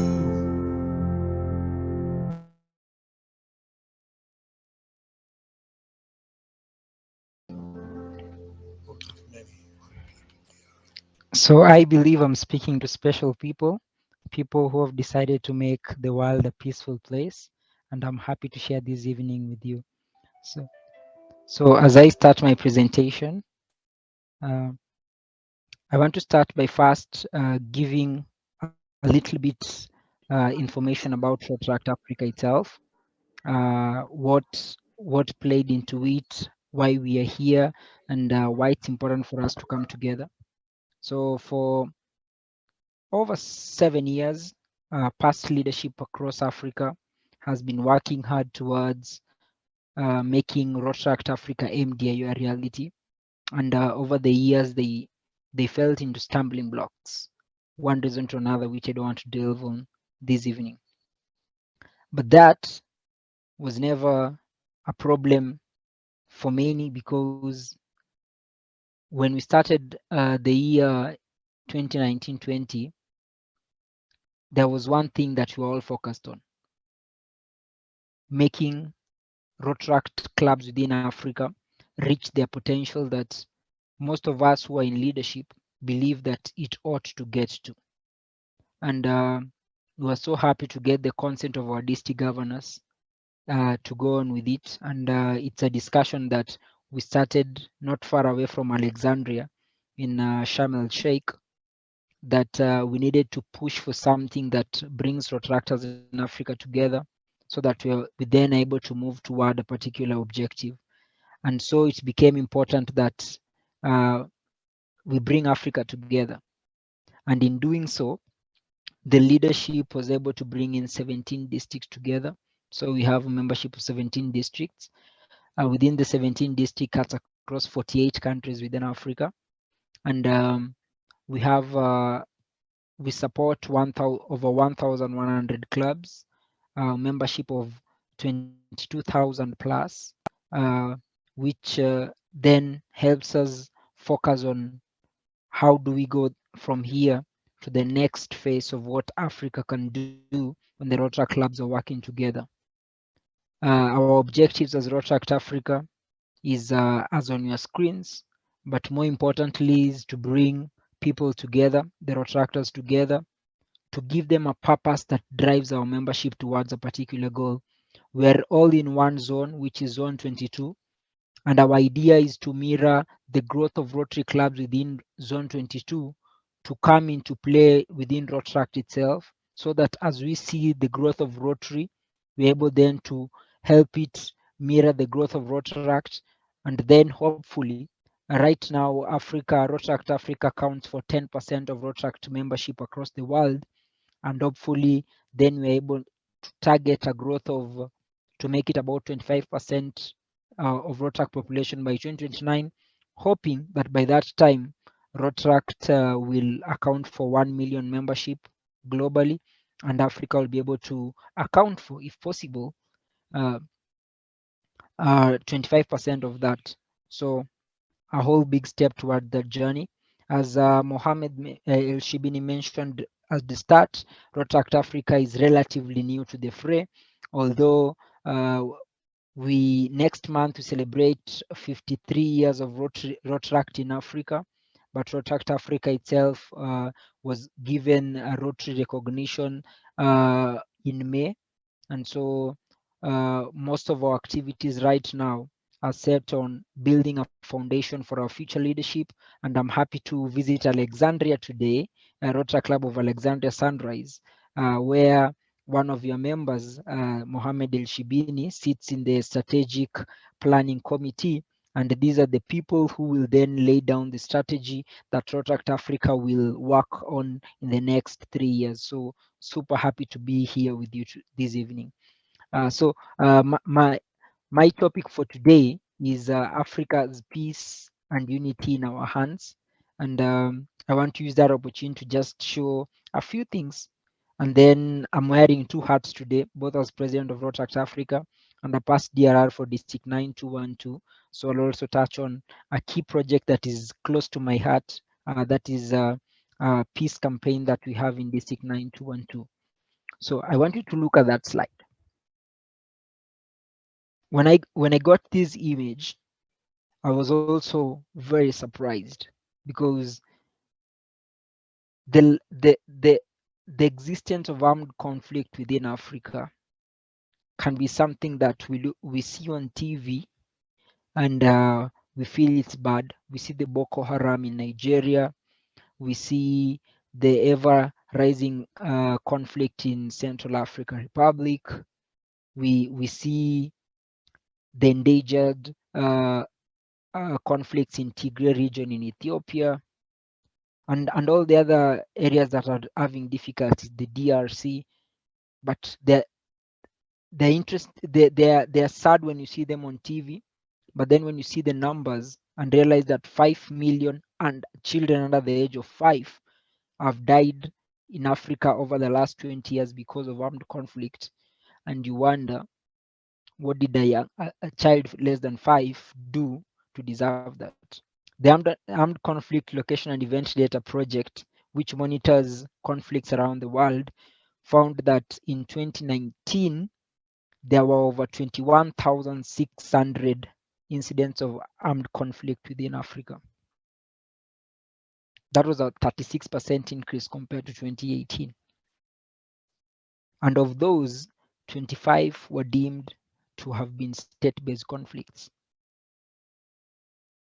That means that 25 countries across Africa within that period had a momentarily stoppage because of conflict, be it political, be it economical, but that is what happens. According to UNDP, 65% of African population is below the age of 35. That then means that we as young people, we as Rotaractors, we as youth are expected that by 2030, according to the International Monetary Fund, that the number of young people in Africa's workforce is expected to increase to 375 million, which will be the highest globally. If that is the case, then with all these conflicts that we are generating as a people, who stands to lose more? Is it the people who are in the senior generation, or is it we who will form the 375 million workforce in Africa? So every time a conflict arises in any corner in Africa, be it the difficulties that happen in South Africa, be it a small conflict that happens in Libya, we the young people are set to lose, because the International Monetary Fund says that within 5 years of conflict, averagely the GDP of a country goes down by 20% within 5 years. So that means in the next 8 years to 2030, where we'll have the biggest workforce, we'll be struggling with the problems that could have been avoided. Something interesting is that young people are usually seen as a cause of conflict. Anytime you hear conflict starts in a particular country, it's because someone has decided to incite the young people. Anytime you hear an armed conflict has started, who are the people holding arms? Young people. So what can we do as Rotaractors to ensure that we are speaking a good narrative to our peers? We are sending out a good message to our people, because we, the young people, stand to lose. So as you think about that, so I want to speak a bit about Rotaract Kenya Peace Campaign, just show you the nice pictures. So in 2007, during Kenya's general election, we suffered a difficult time. For the first time in over 30 years, we had conflicts after elections, and the conflicts were cut across tribal lines. Kenya is a host to 43 different ethnic communities, and this was again a bit reciprocated with a bit of hate and a bit of conflict during our elections in 2013. And so in 2017, ahead of our elections, Rotaract Kenya, we decided to start something called Rotaract Kenya Peace Campaign. And the peace campaign was simple. Share this image across first to all our clubs, and then ensure that our clubs then go into the communities to to share that information with others. As you can see here, these are club meetings, and those who know how well, this is Trustee Gita Manek of the Rotary Foundation. So visit as many clubs as possible during that time, and then make those clubs, train them to become ambassadors, and let them go into communities. And so that is how it started. And the role was simple. Do peace ambassador training for every club and ensure there's a peace ambassador at every club. This will ensure that every club would always have a peace conversation going on. Ensure we organized peace walks in every region, and it's something that we are mirroring again towards our general elections, which are set for next year.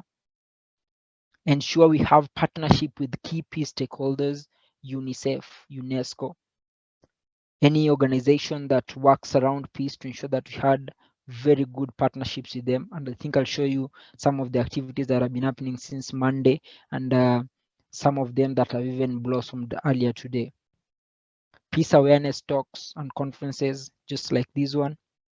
Then in that, we had tree planting events, which I'll also talk about something called the green concept, Rotaractors concept, and then to ensure that there are national level peace initiatives. So that peace campaign has now flourished and grown into Ethiopia, which is also one of the countries in our district, and South Sudan, where we've also just made sure that that conversation within the community is taking place. And so earlier today, you can see the activities that have just that Rotaract in itself as a district we've been involved in today. We had one of our teams were deployed at Nairobi County Celebrate, which is Nairobi is the capital city of Kenya, and we had an activity, and you can see here the Rotaract Kenya Peace Campaign logo is here, and these are some of the partners that we worked with to make these events a success. We had a team in Ethiopia, again working with Rotary Ethiopia, Rotaract Ethiopia, partnering with UNHCR and UNESCO to do youth campaign Zoom sessions, which started from last week, from Sunday, and have been going on till today, just to be able to tell young people more about the data that I showed you earlier, that is what is happening, and who stands to lose more, as we as young people, we are the people who tend to either be used badly when we can start a conversation around young people, so that young people become the drivers of peace in their community, so that they become the ones who are able to then ensure that there is proper conversation whenever conflict is about to be used, to ensure that young people are aware that when there is conflict and the economy doesn't work well, then you are likely to lose, because then now youth unemployment continues to grow, because that's also a problem in Africa. And so if that keeps growing, then we come into a revolving cycle where we keep going towards the wrong. Then we also had another activity in another different part of the country within Kenya, which again, you can see the partners that we're able to work with. And if you're keen, these are, as I'd mentioned before, this was part of the goal when we started the initiative, the Rotaract Kenya Peace Initiative, which was to ensure that we were bringing the key stakeholders around peace, so that we be able then to work together and to make sure that these leads to us getting access to better training facilities for peace ambassadors, better training equipment and knowledge, so that you can be able to reach the strongest and remote communities as possible, so that then with the knowledge, then we become better each and every single day. As I mentioned earlier, one of the key objectives was to start a tree planting events, and that led to the birth of Rotaract District 9212 Green Rotaract concept, which is now one of our biggest projects as a district, where right now one of our targets has launched last week by President Sheikh when he was visiting Kenya. is to plant 10 million trees in the next 12 months. So that is the birth of that concept, and we hope that then, as we continue doing more tree planting events within the district, we're then able to spark conversations around peace, especially as we go into an election year, and that is important for us. And so what are we doing as Africa from that point? If you're all aware, recently, not so recently, but recently, the Rotary Peace Center in Makerere University was started. And one of the things we worked on as DRRs last year was to ensure that many Rotaractors as possible contributed funds toward the Peace Center. And this is a message that we continue to relay, and we continue to affirm even during the Rotary Zone 22 Institute that we recently attended in Yaoundé, Cameroon, just to ensure that that conversation remains open and we continue having it. And so I want to play a video that is easily accessible, but I want to take advantage to play the video here.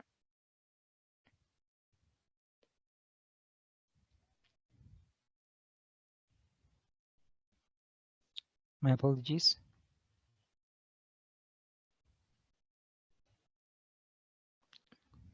So I'm gonna share my video again so that just able to see a very important video. Africa's most prestigious university is located right here at the center. Makerere University, Africa's most prestigious university, is located right here at the center of the Great Lakes region, a region that is very vibrant but often prone to conflict. Here at Makerere University, we do welcome a Rotaract Peace Center because we believe it will strengthen the impact which our already existing program on peace studies is having in the region, in the Great Lakes region, in Africa and beyond. The Peace and Conflict Studies Center has 3 pillars: the academic, research, and community outreach. Makerere University's Peace and Conflict program is interdisciplinary. Performing arts, music, dance, drama are not only a tool, but also a media for advocating and mitigating conflict. And we think that gives them an opportunity to interact better with their material and are able to propose even better solutions for the kind of realities that they encounter as problems in the communities. We run a Master's in Peace and Conflict Studies, as well as PhDs. In addition to that, we run courses for our men and women in uniform, as well as secondary school teachers who have a multiplier effect and later help to solve and mitigate conflicts in communities when they arise. And when we talk about peace building and peace studies, it's not just about absence of war, it's about the entirety of human security, which starts right at the household level, to the community, to state and to regional bodies.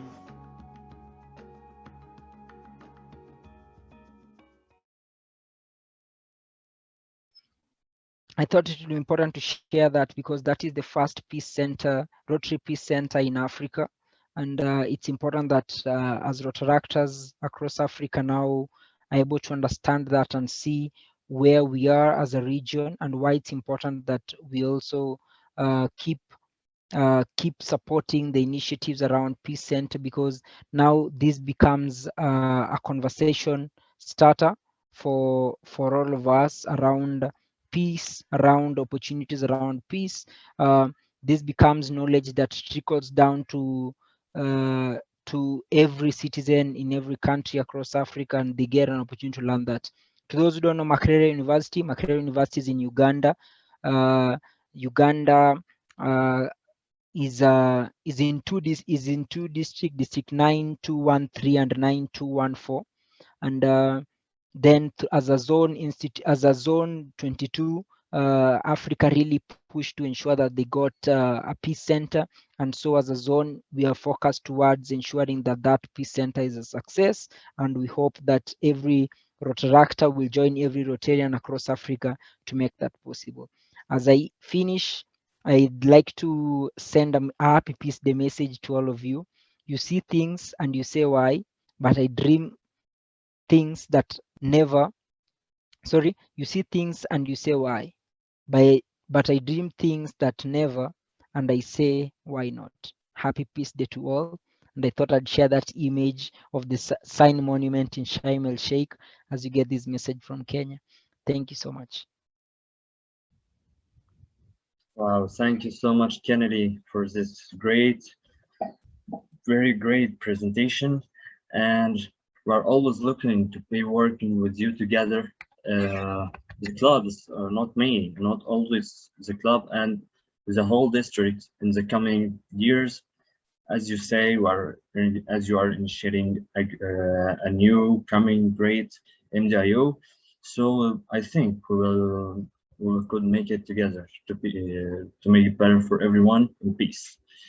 So for anything, we gonna thank you for this by sharing with you your certificate, and of course we are always it's always pleasure to be with you.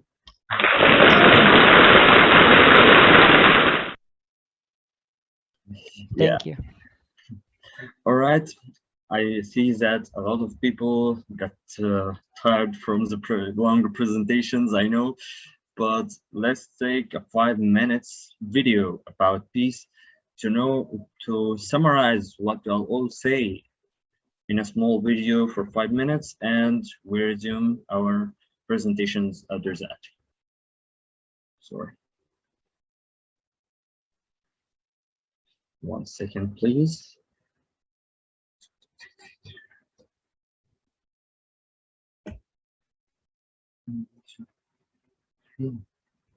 All right. I think there's no, we don't need it right now. Okay, we will continue our day for this. Ahmad, are you ready for this great one? Okay. We are about now to meet one of the great young Rotaractors that we see all the future with the great ones.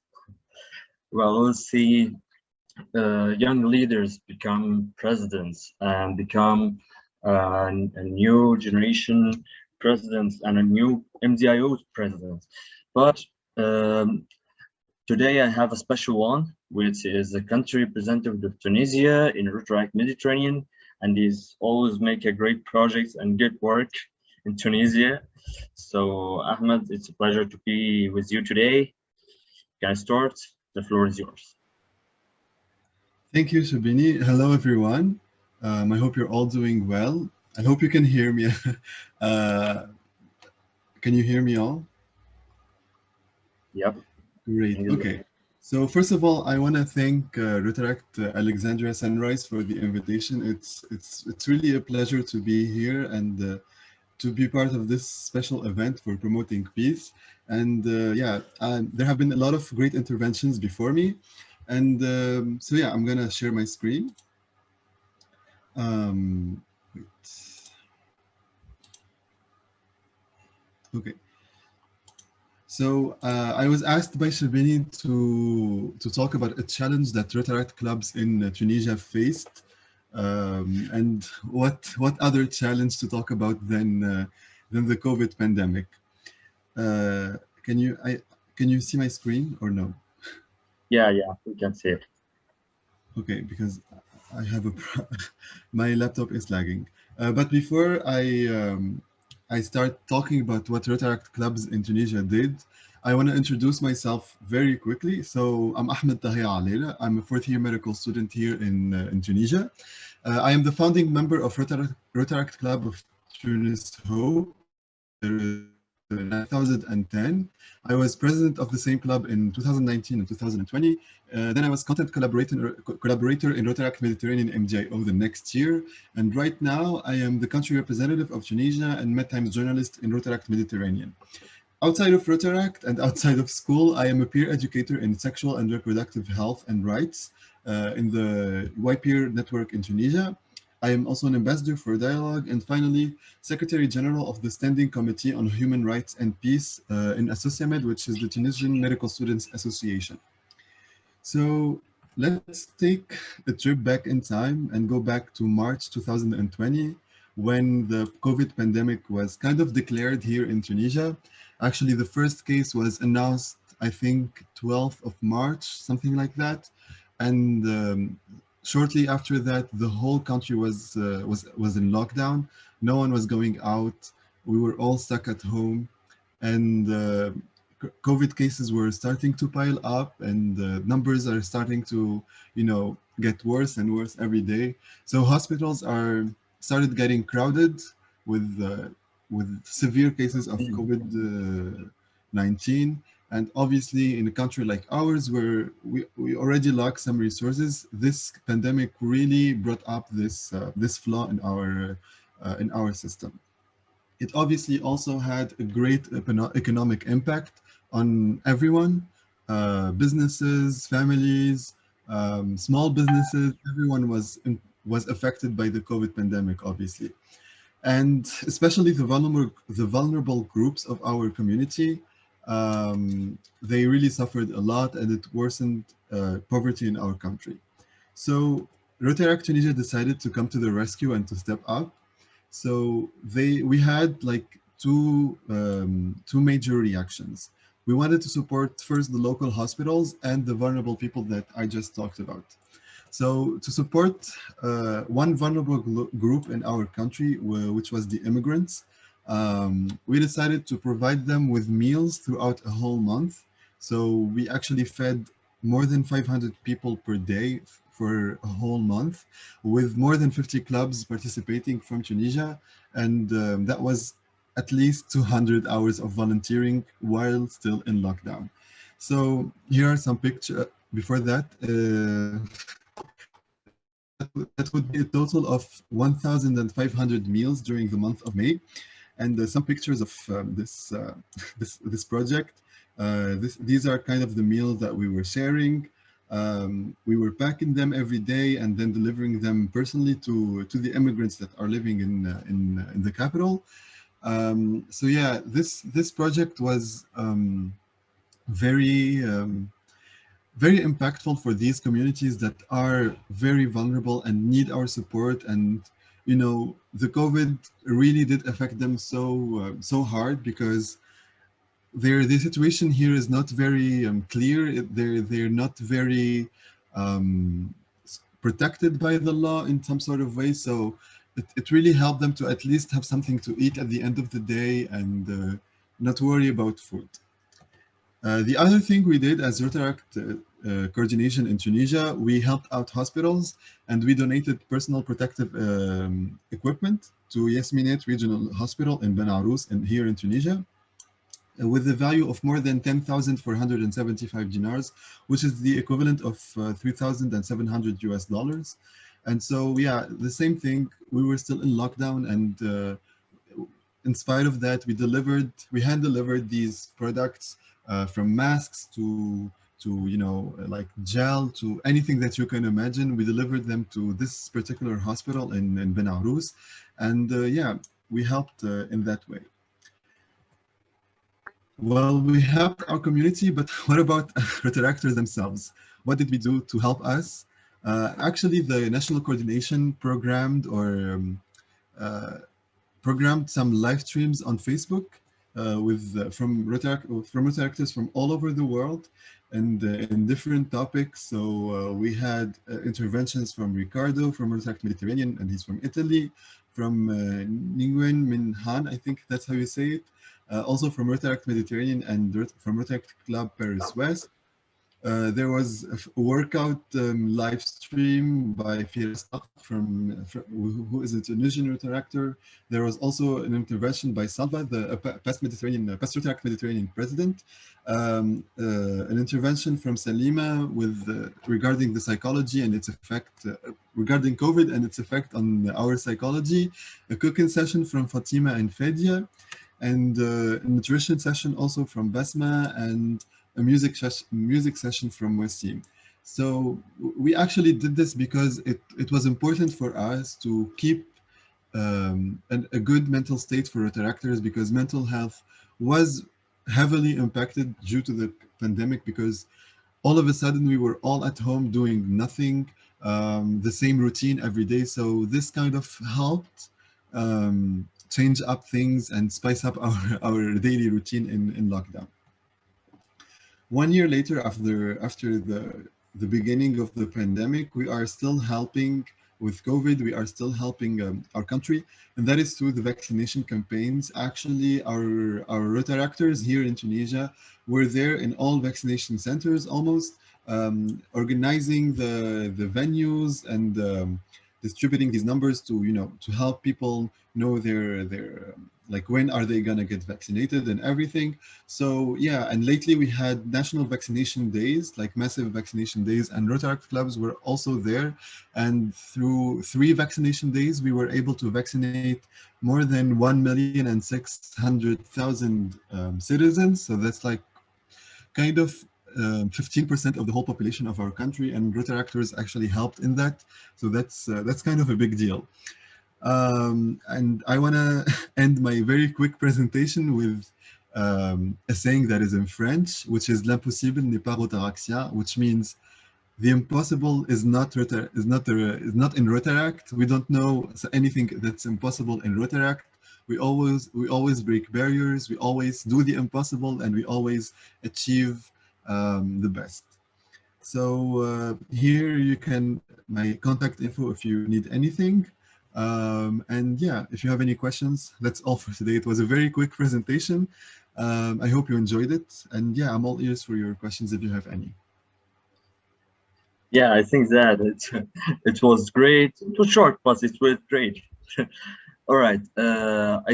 You were in a conference yesterday, I think that, or something like that over now. No, it wasn't a conference. Actually, it was our first national meeting in Rotaract Tunisia. Yeah, that's where I was at. So that I have a question for you. That according to Rotary International states today that their main goal for Peace Day today this year is a project that empowers the girls around the world. So do you have any vision or a project that been made from the previous projects that related to the empower girls? Because I see that a very impressive topic that at least very less clubs work on it to empower the girls' role in the community. I don't think it was has a big project, so I think we need to work on it more and more. Yeah, you are right. We aren't, in general, in Rotary, we aren't giving it a lot of focus. So that's great that Rotary International made it kind of a priority this year. And actually, here in Rotaract Tunisia, we are working on something along those lines. We have decided to help out 8 women, not girls, actually, 8 women from a very remote part of our country, and help them create a professional experience and have a job actually. So I don't want to share a lot of the project right now. It's still in the conception process, but yeah, eight women from a very remote part of our country will have like jobs and revenue for at least 5 years. So yeah, that's what we'll be working on. Yeah, I think it will be great, and I really wish to see you someday in Egypt, or I come to Tunisia to see you. It will be really great. Yeah. So Let me know. Yeah, I will tell you.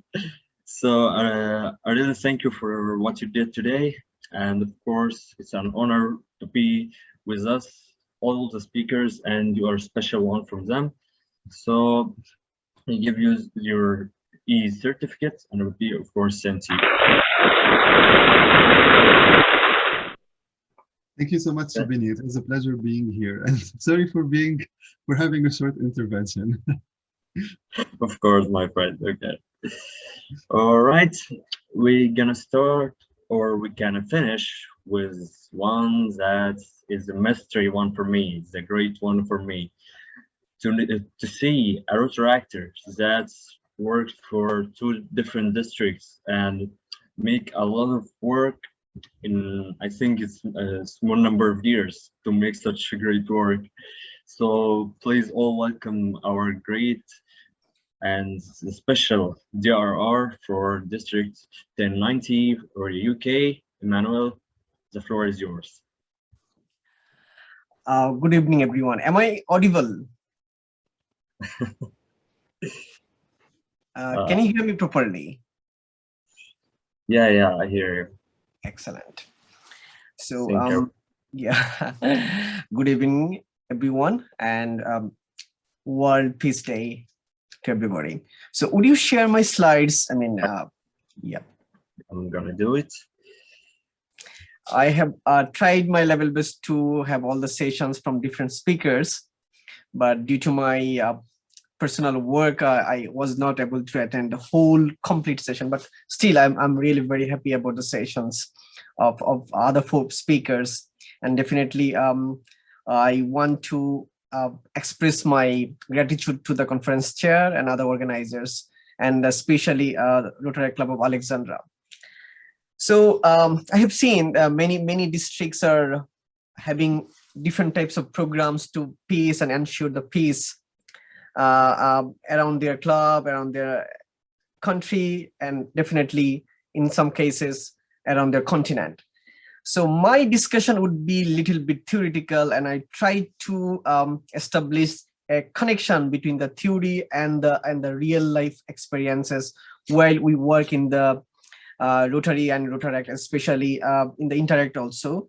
You know, in any types of organization, when you work together, you may have some conflict with your co-workers, you may have some conflict with your partners, you may have some conflict for several different reasons and opinions. So that is the main motto of practicing peace inside of our own organization, first of all. And when we can establish the peace inside of our own organization, then we can establish through the external beneficiary or factor to the other people around the society, around the community, and above all in the world peace. And if you go to the second slide, you know, when we have experienced at that time, we were not existing actually, the Second World War. And after the Second World War, the UN, United Nations, has been established, and Rotary International was one of the key factors behind the establishment, behind the founding of the United Nations. So that is, you know, that is a significance that how Rotary International can influence the world peace building. So and here we are today to discuss about our initiatives to peace and establishing the peace around the world. And Rotaries, Rotary International has having 4 roles to promote peace, and we can do these things in 4 different steps. First of all, as a practitioner. So when me or you working inside or outside the organization, or you are playing a role in your family, in your society, in your university, in your workplace, you may practice the basic fundamentals of peace building, psychology or philosophy. And after practicing, when I would be a practitioner, I should try to build up a linkage between my connections and me to pass the main motto of peace building philosophies. Because let's say you are the person who believes in peace, but I am the person who doesn't believe in peace. So the peace building will not be possible here and never and ever. So that's why after practicing peace building philosophies, I should try to pass the motivation of peace building to other people who are in connection with me. And sometimes we can play the role as advocate. We can, I have seen that some people are working for peace building in Myanmar, especially the first speaker, Hugo Tan, as I can remember. Yeah, he is a fantastic, I really enjoyed his session. So he has done very, very fantastic projects in his district. Yes. So whenever we will believe that we have our own concept for peace building, and we are trying to have a very organized group for peace building, then we can advocate as a peace builder inside or outside of our community people. And sometimes when there is a conflict, we can play the role as a mediator, because conflict may arise in many ways. For example, if we look now the scenarios of Afghanistan, you see, after 20 years of war, it should be something different. But I think there are some people who are working behind the scenario to make the scenario the war into a peace building process. We were, everyone of the world, every people of the every corner of the world, they were very astonished how the process has been so much calm and quiet. We were expecting so much bloodshed, but it doesn't happen because the world has been changed. Maybe some people from the non-government organizations like NGO or the social organizations are working behind those political parties, political power. So that should be a peace building process. It is not only the example. So whenever we are work in any humanitarian organization, maybe some of us will go for the mainstream politics. And mainstream politics actually, dominate the country's economy, country's policy, rules and regulations. So whenever these guys, I mean, the people who are connected with Rotary International or Rotaract, if they go to the mainstream politics once, I think the countries and the world would be more peaceful. So anyway, if we go to the next slide, yes. So for peace building, we need advocate, and for building up the advocate, Rotary International has some grants for peace and conflict resolution. They are offering, maybe and some of us maybe they are not aware of these schemes. That's why I'm trying to explain these things in a shorter way. Rotary International every year offers some scholarships for higher studies, especially for peace and conflict resolution in different universities in US, in Japan, in UK. So you may apply for these things, and you may browse in internet, and you'll get many more opportunities. And definitely by our project, whatever we do, we try to have a harmony. We try to incorporate many people from different perspectives. So we try to incorporate the people from academics, from political organizations, from government, from voluntary organizations. So whenever we go to the community project, we try to have an incorporation between different types of people from different class of people, which indirectly influences the peace building process. Yeah, by having different types of workshops, seminars. For example, today's conference, it is also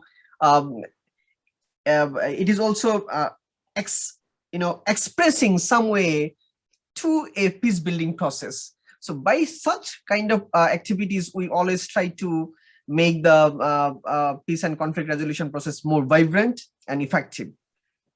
Next slide, please. Okay, Rotary Peace Center has established, especially in the headquarters, and nowadays it is founding different peace centers across the world.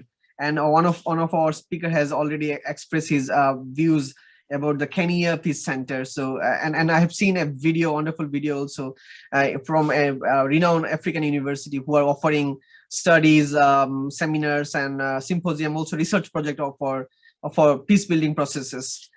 Next, please.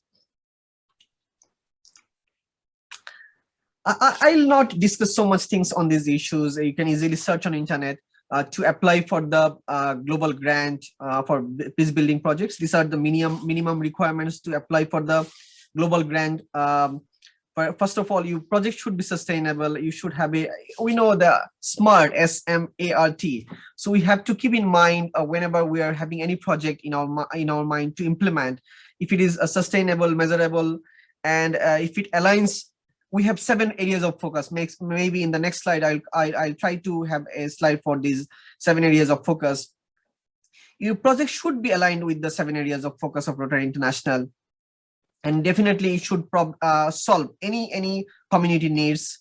And there is no other way without involving the Rotary and Rotaractors in such projects. So we have to involve Rotarians and Rotaractors in all those projects.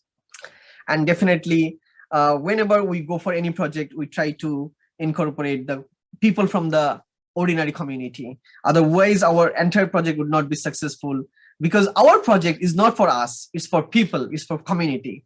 So if you keep in mind, if before applying for any global grant for peace building, you can go for application in our Rotary International website. And before applying, you should have a clear view about the minimum requirements. So conference chair, yeah, we know these things. We have the 7 areas of focus, and in the 7 areas of focus, one of the main, I mean, all are important. So there is no way to overlook any focus, but there is one important focus, which is in the 3rd number now, the peace building logo. So, and that's the conference today. So we have to ensure in our focuses that we are always very dynamic and motivated for peace building and conflict prevention. You know, prevention is better than cure. It is always said. So we should not wait for any conflict would come and then we'll go for mediation or cure. Always we should be prepared that no conflict will arise before arising the conflict, or when the conflict is in the initial stage. If we take proper steps, it would not go further. So we can make enough measures for further negative impacts inside the organization. I'll try to have some stories from my personal experiences in the later slides. Okay, for any project, we have several steps. Firstly, we need to plan. So whenever we'll go for planning stage, we'll try to incorporate all of our members who are active or inactive before planning the project. I mean, in any form of meeting, it may be virtual or physical, whatever you like. But because, you know, why am I sharing this?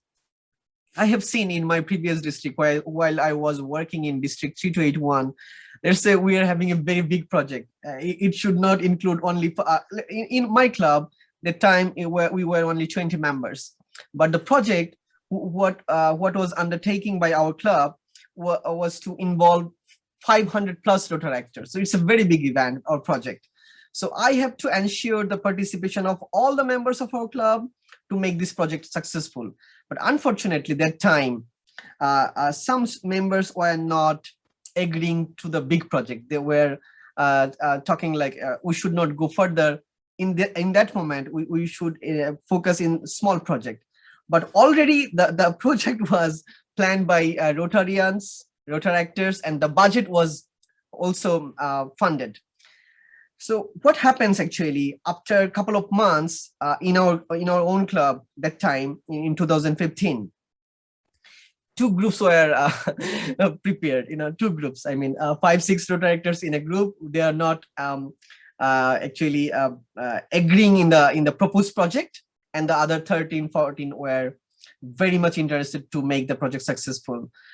So at that time, I was the first president of that club. So what should I do? I thought, okay, let's finish the project first. Then we need to solve this project problem. So what I did, I had 2 different meetings with the 2 different groups. I mean, though it is a single group, but it was divided in 2 groups. And after discussion, I found it, no, it will never work. I mean, the people were very rigid to their own opinion, so they will never work together. And I had to manage a new sponsor for the 7 people, and I formed a new club. Okay, fine, no problem. You don't need to leave the Rotaract because it's a very vibrant organization. If you leave the Rotaract, we will lose you.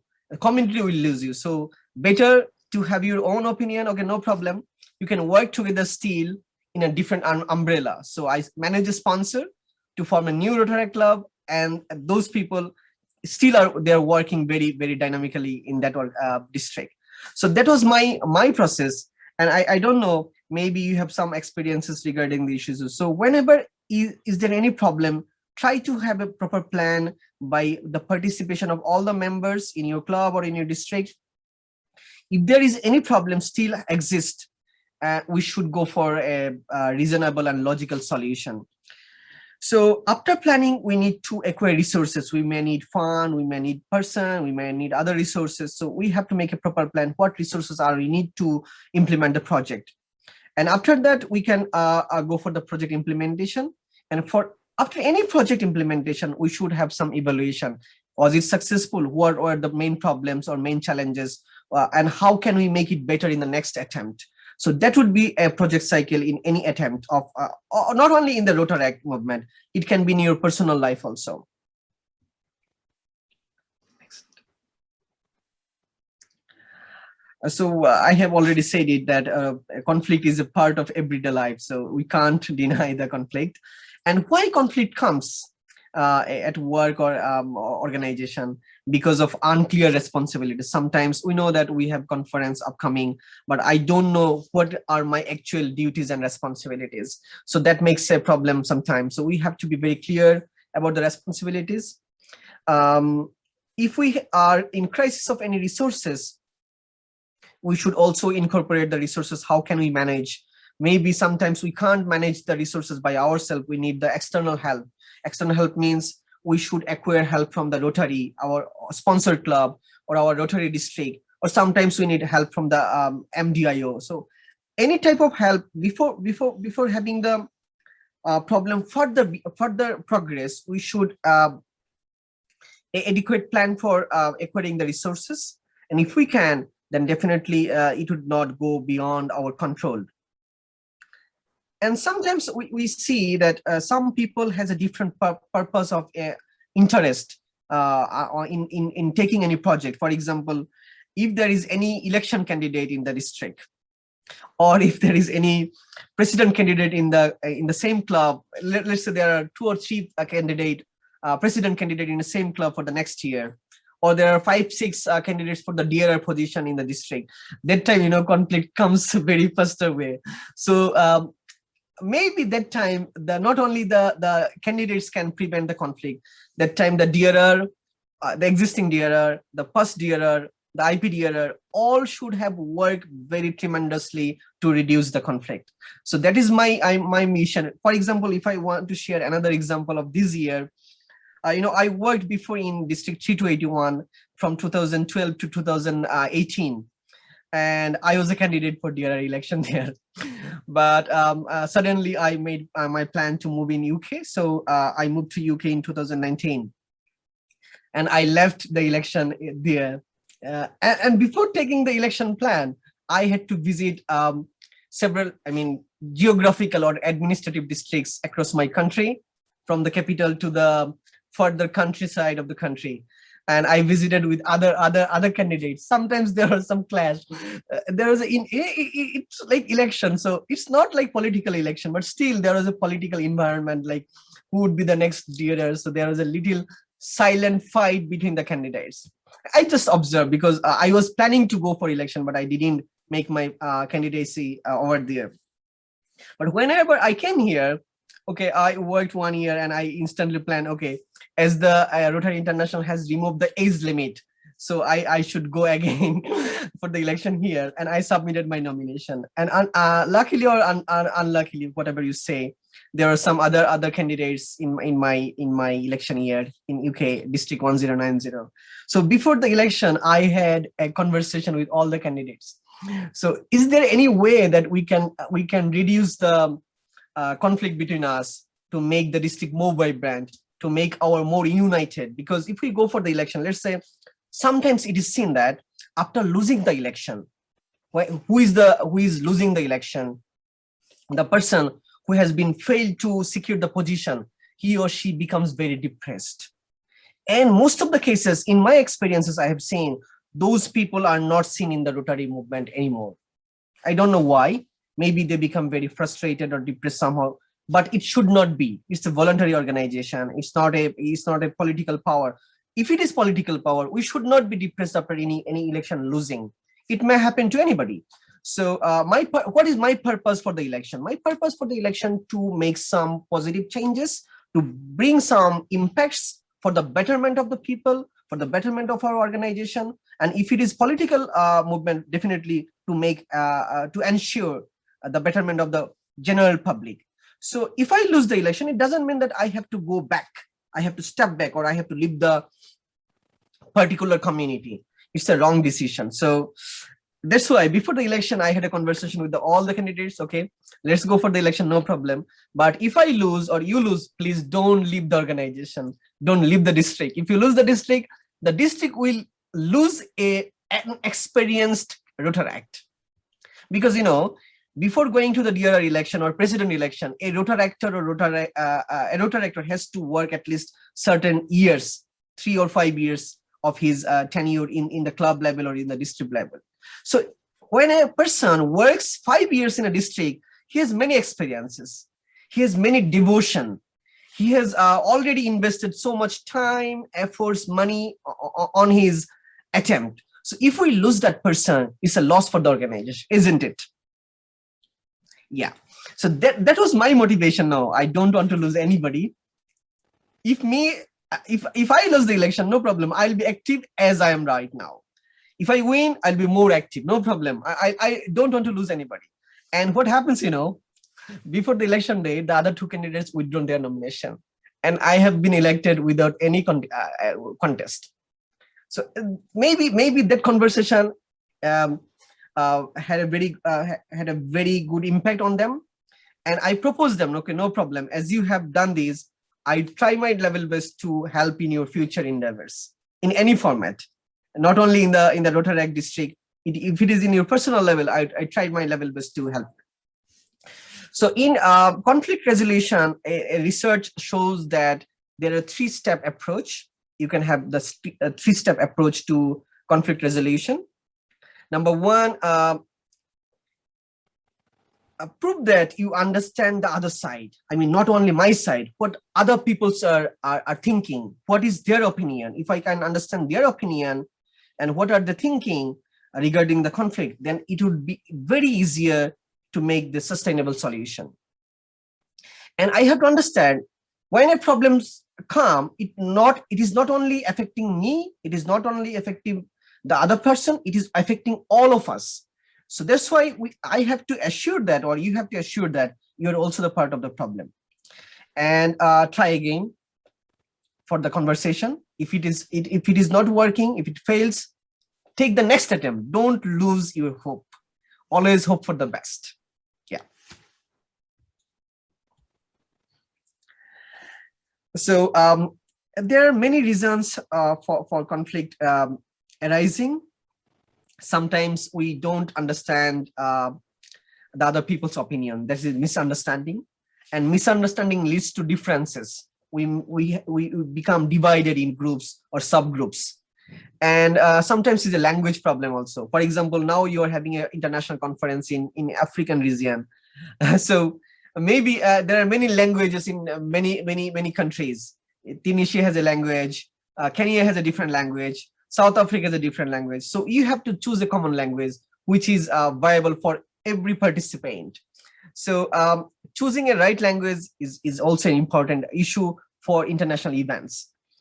And sometimes, you know, in some country there are some other tribal languages, regional languages, local languages. So whenever you are going for the national level or international level, you have to focus such a language, common language, which is understandable by all the or majority of the participants. And by practicing Rotaract activities, we manage so many things, not only in the project or program, also in the club leadership projects, in the club leadership activities. So because of expertise in management style, it leads to poor leadership. And sometimes the poor leaderships brings false expectations. But we are very lucky that we are very fortunate that Rotary International hasn't allowed us to be a president or DRR for more than 1 year. It's a very good sign. If it is allowed to have the president or DRR for more than 1 year, I am sure this organization would collapse many more years ago. That's why Rotary International has having some researches every year to make this organization more viable, more efficient. And if you see these steps reflecting how a war and a peace works. So if you say from the war, I mean, okay, where can I start? Let's say we're having this conference today, and we're in a very peaceful mind to learn about peace building, to learn about other projects, to learn how we can ensure more peace in our communities.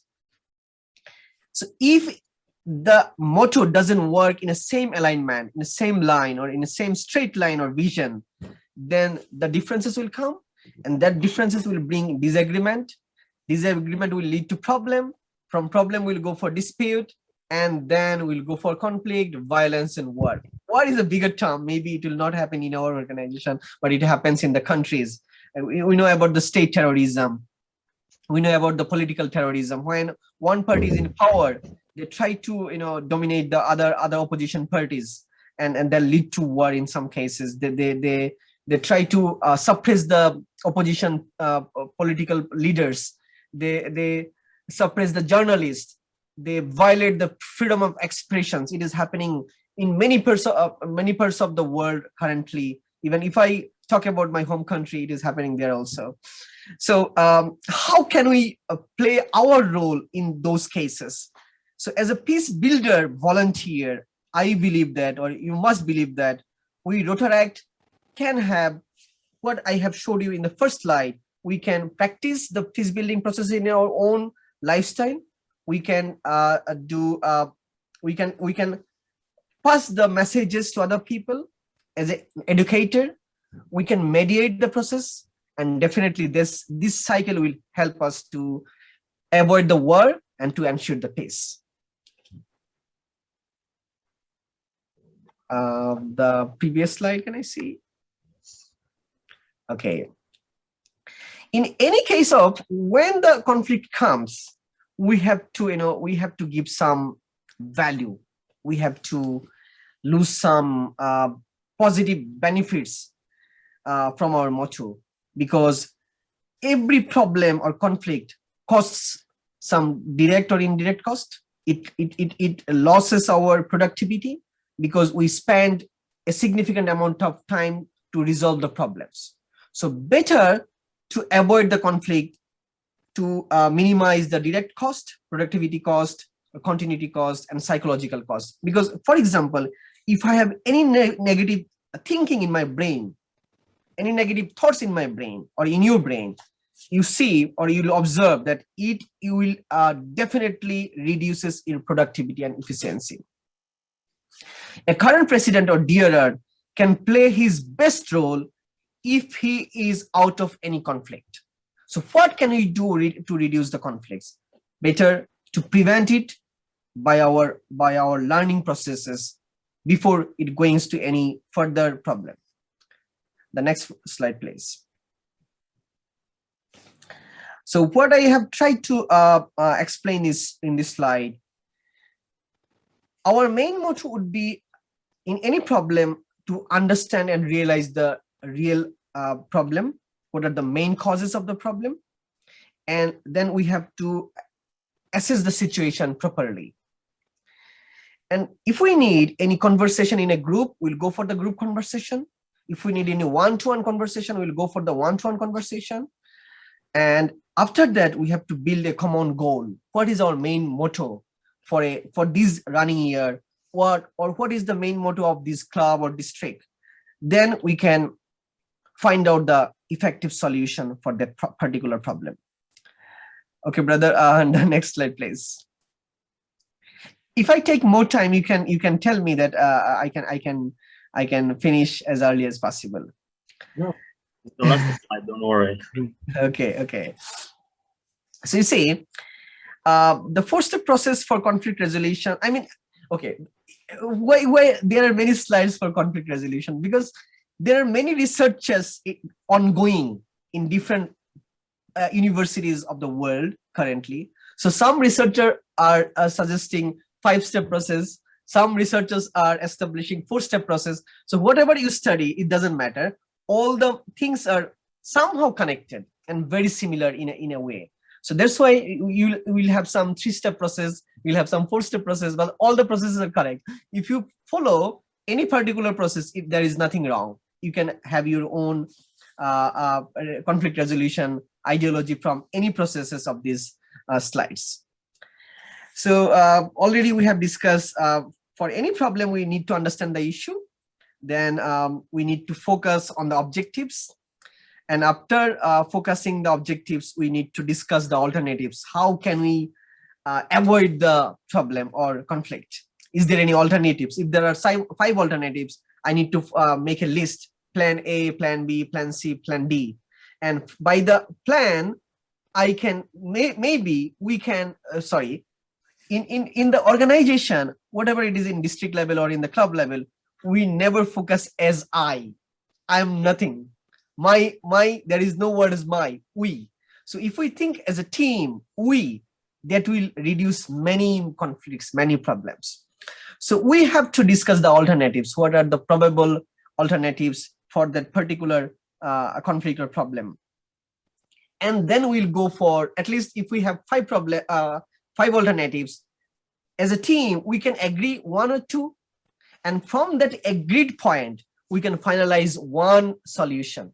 That is our solution. We'll go or we'll follow that solution as a team, not as a person or as a subgroup.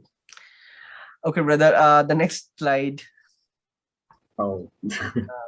So that was my, I'm sorry.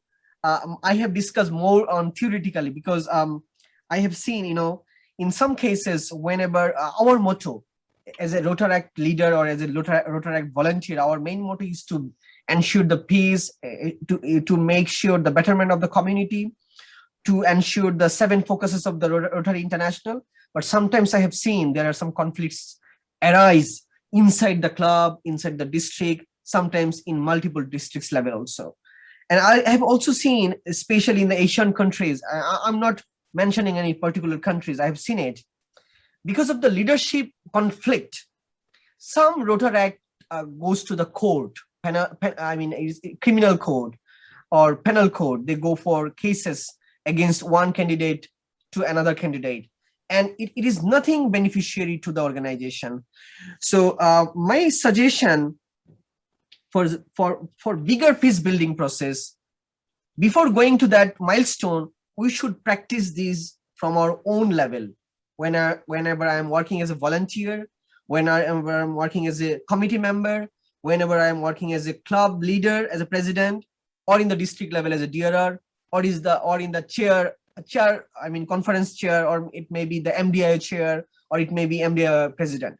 So wherever you work or we work, we should always focus our main motto is not to brand as a person myself. The main motto is to brand our organization.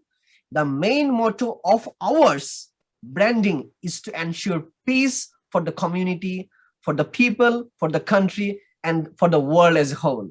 So that's all from my side. If you have any particular question, I'm ready to answer. Wow, it was really tough. I think it was fruitful for everyone, and especially as the problems you discussed. I think a lot of us faced whatever in the clubs or the districts, and the first part of the elections you talked about.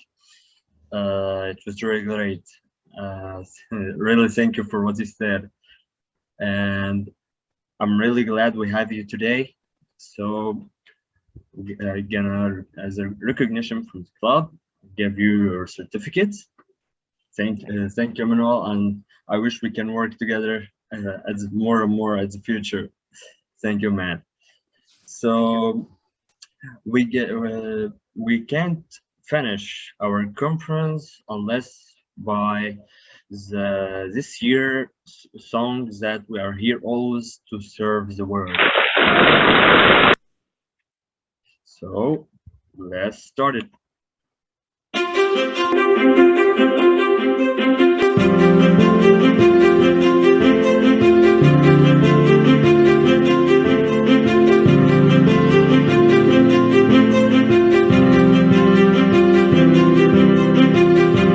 We stand for truth and fairness.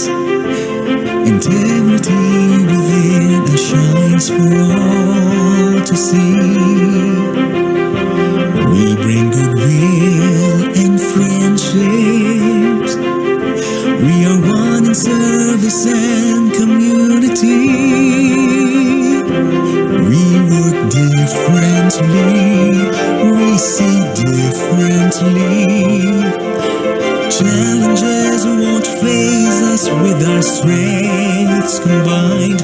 We think differently, act responsibly. Together we will make a difference, you will see. We serve to change lives, we serve to change lives.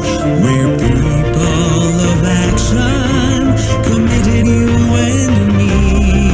We serve to change lives, we serve to change lives. United in service to a global family. The impact we bring is lasting, inspiring future champions and leaders to be. We're seeking new ways of helping. The world around us will never be the same. We work differently, we see differently.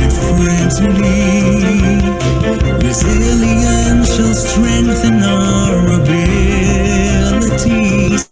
We think differently, act responsibly. We embrace the future as we honor the past. We serve to change lives, we serve to change lives.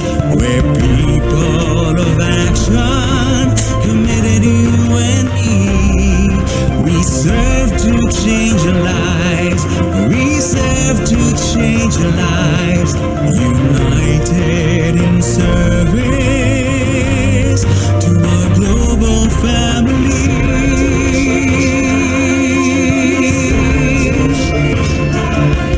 We're people of action, committed, you and me. We serve to change lives, we serve to change lives. A change for the better. We are Rotary.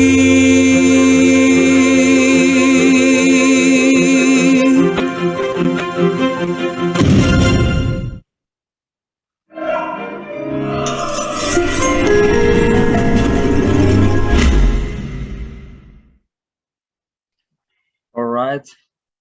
I think we now can say that our conference reached its end. And before it, Manuel, you see it's a lot of recognition for your great presentation. All right, let's finish our conference for now. I want to thank you all for your attendance, Rotarians, Rotaractors, and Interactors, always from everywhere. We are always wish to see you in our next event. So in the name of Rotaract Alexandria Sunrise members, we're gonna say to all of you, thanks for your attendance. You can follow us on Instagram and Facebook to see our coming events. And of course, we'll meet again in the coming events on our page. Thank you all.